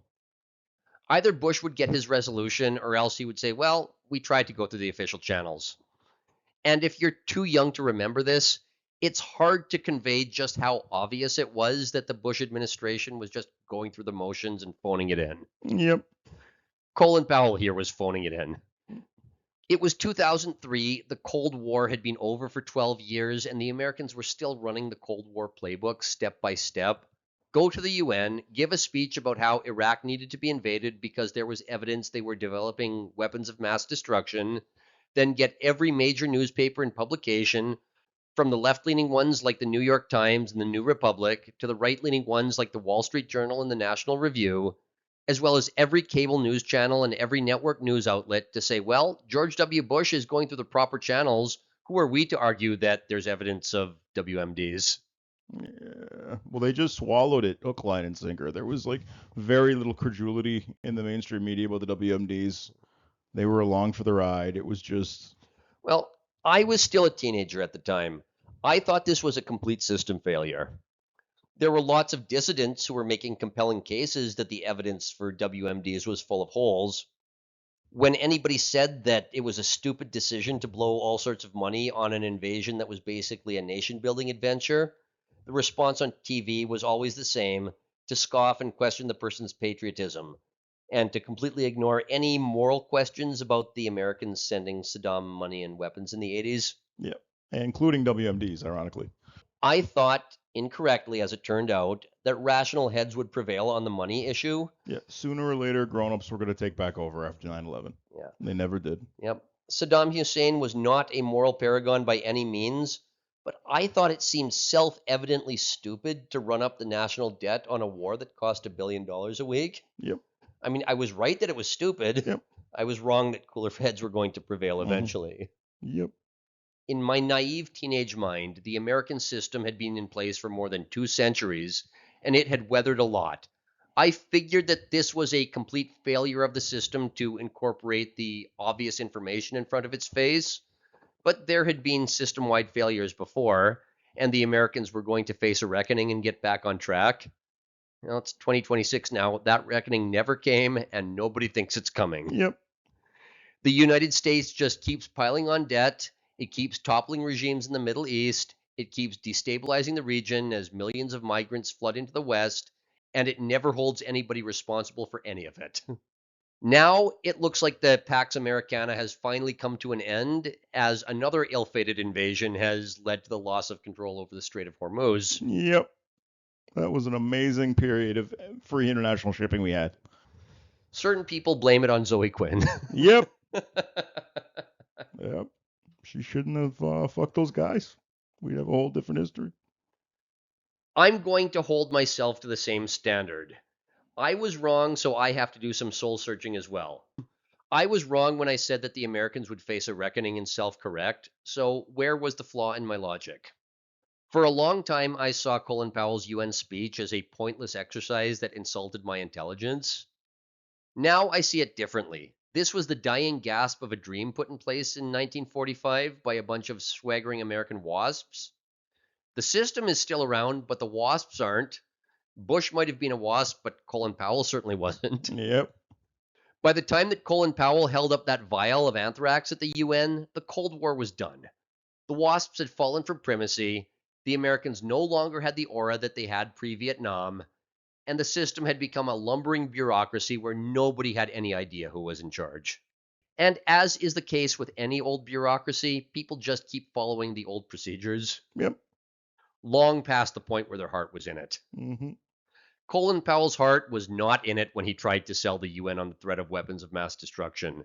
The media's heart certainly wasn't in it when they tried to defend the official justification for the war in Iraq, as you can tell from the fact that the two most famous photo ops just felt extremely forced and staged, as if we were not familiar with the medium of television. Wow. This seems so quaint now. Yep. Seemed cringe then, seems quaint now. Yeah. Again, if you're below a certain age, nobody ever took this seriously. No. It looked like entertainment for old people at the time that it happened. Yeah, It our grandparents' generation, essentially.